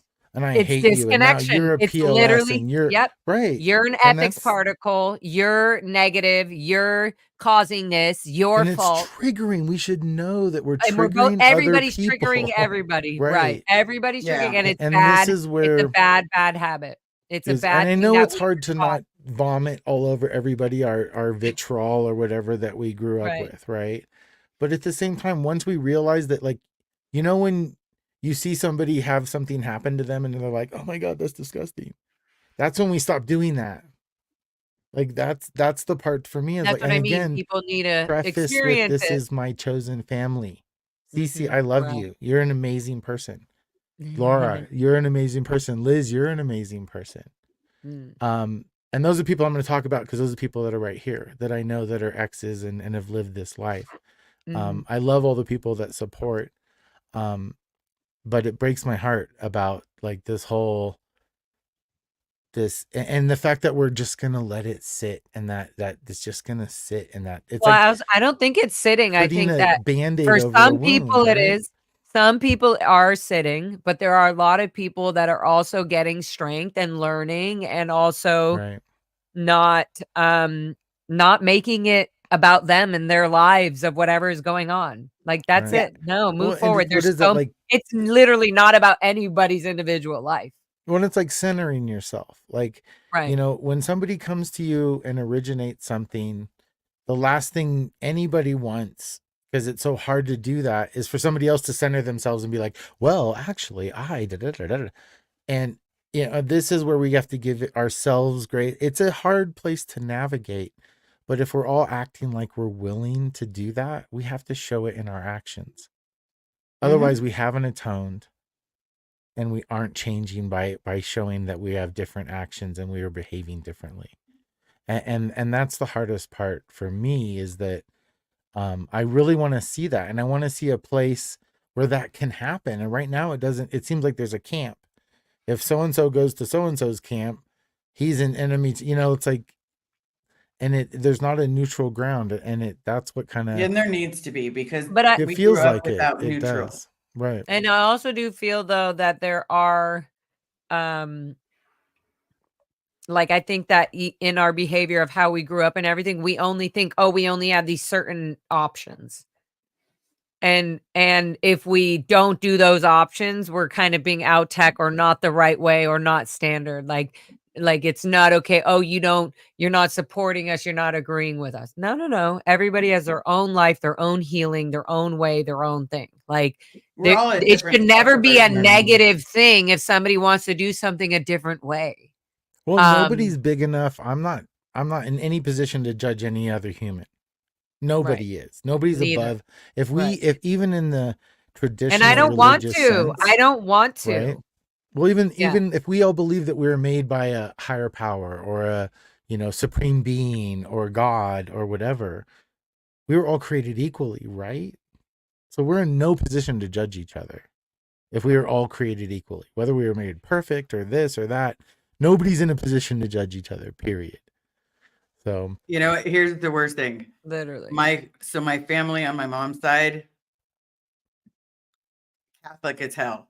All I can think of when you're saying that is, oh God, what is that? Oh, there's a Bible quote. I can't remember it, but there's an absolute Bible quote that makes me think of. I grew up in a cult. I don't know. No, I it cannot makes help me you, think of In Liz. Living Color, of the girl who's like, you didn't hear it from me, but you know, like they're trying to be a good Christian, and then they're just that's what it made me think of. But God, I can't Okay, remember well, the yeah. name of it. It's on the And tip my of my thing on tongue. it is that we need to be transparent. Like we said earlier, good one, Candy. it's good to be more Yes, We need to Judge get not yet, used you to be able to. We need to get used to be able to talking. What did you say? Right. To Oh. find, yeah, to have Candy's debate. life just said the Bible quote. Yeah. Yeah, like so we need to be it needs to be normal to love somebody still or care for somebody if they have a complete disagreement with you, Right. Right. Well, right? like I That's prefaced what's is missing. eh, Like I look at everyone as my chosen family. Like I literally don't give a for shit because their you know own ways. why? If and Yeah. I'll do a whatever moment. If I had family, I probably wouldn't give a shit as much, right? On a personal level, is I would be more healed. I'd have a father and an uncle and cousins, and I probably have right now like 7 people in Scientology in my family, between cousins and step sisters and fathers and uncles and um so families. The only family I have are my 2 boys and my chosen family. And Yeah. the people I chose are the people Mm, that I understand know what I went through. So even if they can't be there for me, I can do my number one trauma response and be there for them.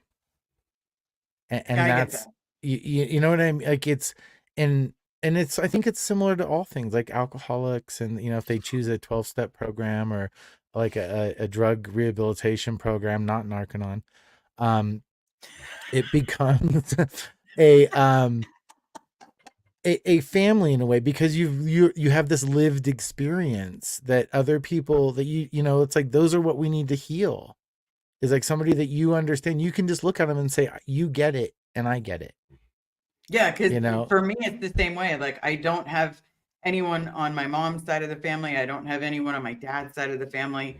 So right? all I have is literally my my family, my direct family that's here with me, and my chosen family, You're not and blocked, that's it. Stefan. Right, With right. No, exactly. I'm sorry. I'm just answering some questions because I feel like, but yeah, exactly. You have your chosen family, and that's what's important. And you have an amazing chosen family, from what I understand. And Yeah, that is an awesome.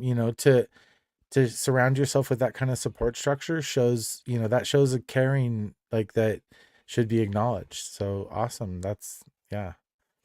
I keep screwing that up, so I envy you. no, I'm not perfect all the time. No, I'm just Things saying, yeah, it's happen. amazing to but know. that somebody I think I just put that up.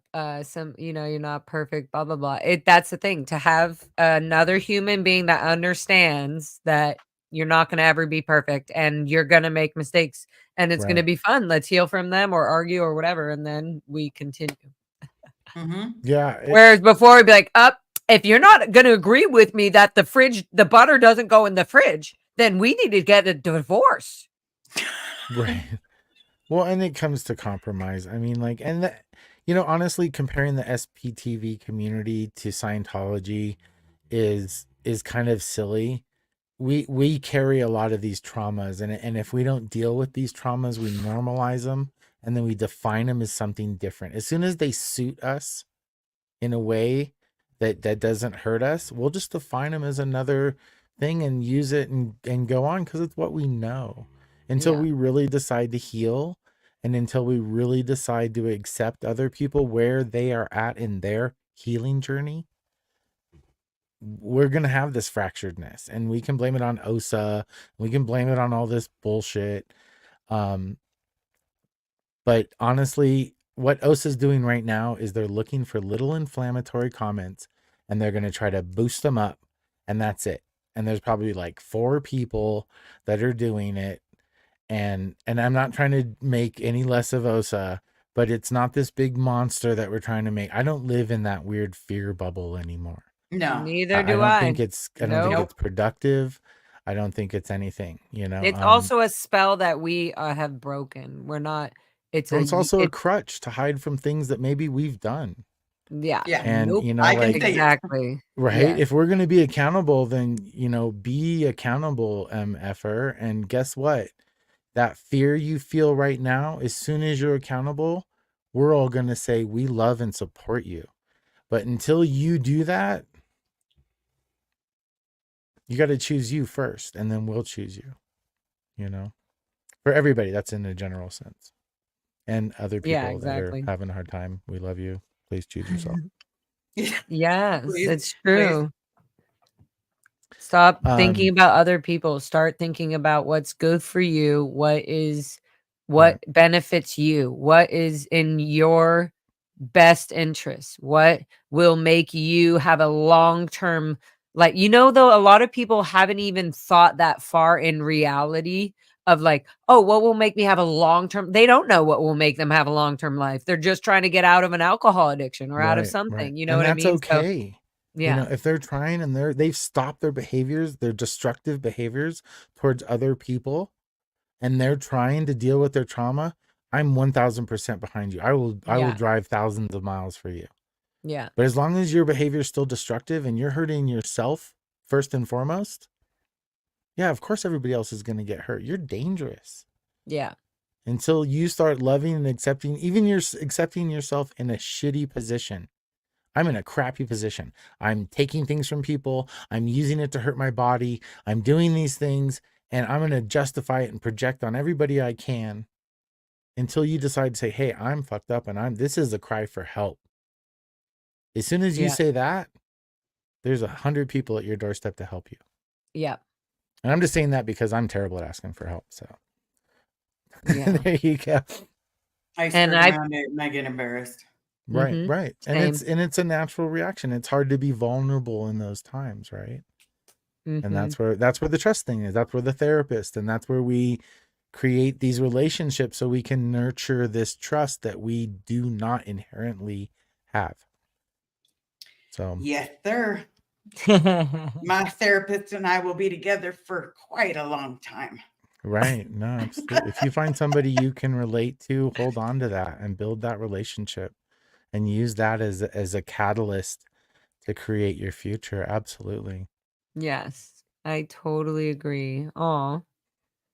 Not aw, but I totally agree, and that made me feel so good, and I'm sure that making a lot of people feel really good in the chat and understanding, and whoever's listening, we love you, and I'd wanna leave it on that note because that was really good.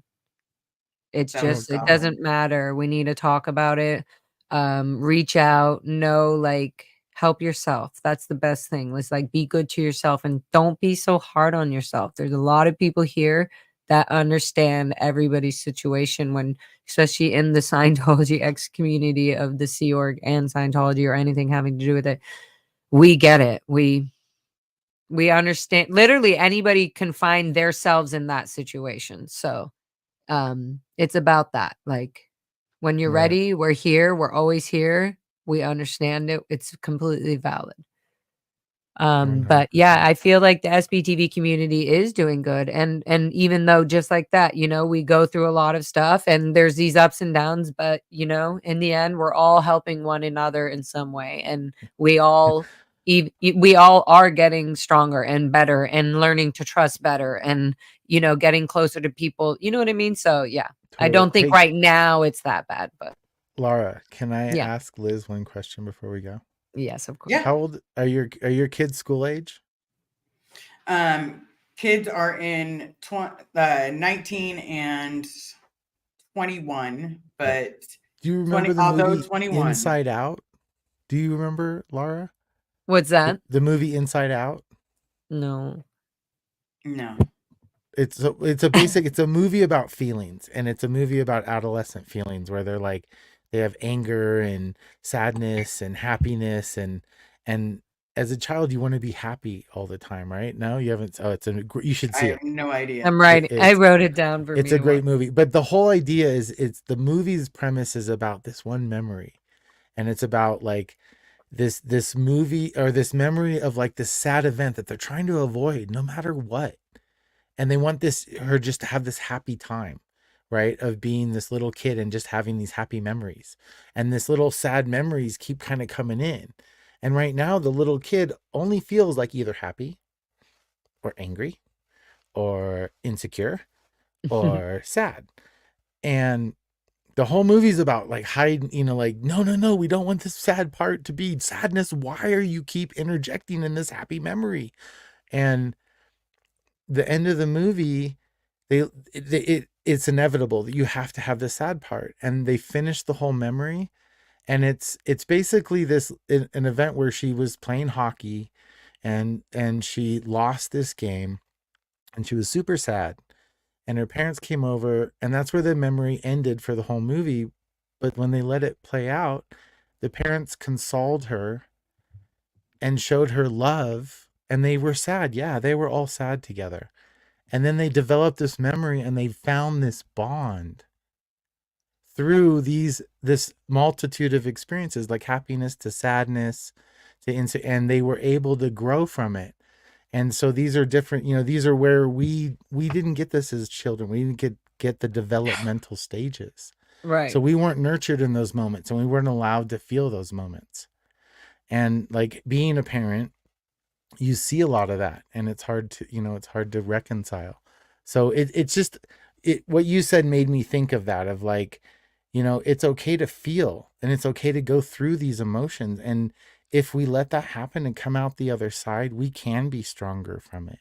All of us, and I don't even like SPTV. I think it's a great concept. But just anybody who's left Scientology or the Sea Right, Org, right, or has right, been right. part of that. Yeah. Yeah. You don't have to be part of SPDV if you don't want to. Right. Yeah. But I think it's that whole, and that we shouldn't put even a stigma on that. Like we should allow that to be what it is. And even through these sad moments, I think we can, find a healing kind of thing. Mhm. So Inside Out, it's a good movie. Yeah. Even though it is I'm going to watch it. I'm gonna watch it too. Yeah. It's good. Okay, guys, thank you so much. This was so fun. What is this? Well, my love bomb, Laura, is that I really love your music. Good. You love bomb me, baby. When it Yeah. comes to the music, you go ahead and love bomb me. And come see a just live not the other show. time. Yeah, If love you're- bomb both these guys. Go to their channels, do their little clicky thing and likey and subscribers. And then go to the do your clicky and the stuff. clicky. Don't forget Yeah. to smash Do the your like and social hit media subscribe. duty and duty. And I said Aw. duty. Duty. You said So duty. clip the duty. Duty, do your duty and don't duty on the duty. On your duty. Okay, Candy's Life said, Laura, Liz, and Dylan, thank you for being a beautiful evening of learning and loving tonight. Yes. That's a rip off my learning and loving song. But yes, thank you, Okay. Candy Life, for always being in the chat and so supportive. And thank you all for being here. CC, Witness, Amanda. Love the insight from Jesus Words Meditation. Thank you for your great question, unsupervised. Peggy that P, sunset. love you all. Yes. It was good. I just took a great one yesterday. Good sunset. Mm-hmm.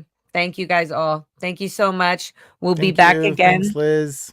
Subscribe to Thanks, Liz. Laura. Subscribe to Dylan. Thank Baby. you, Dylan. Thank you, Liz. I love you. And thank you to Jackson earlier and Louie. Yeah, thanks, We love you Jackson. Thanks, Louie. all. Come back soon. Oops, I almost went away without my traditional. Oh. Bye-bye.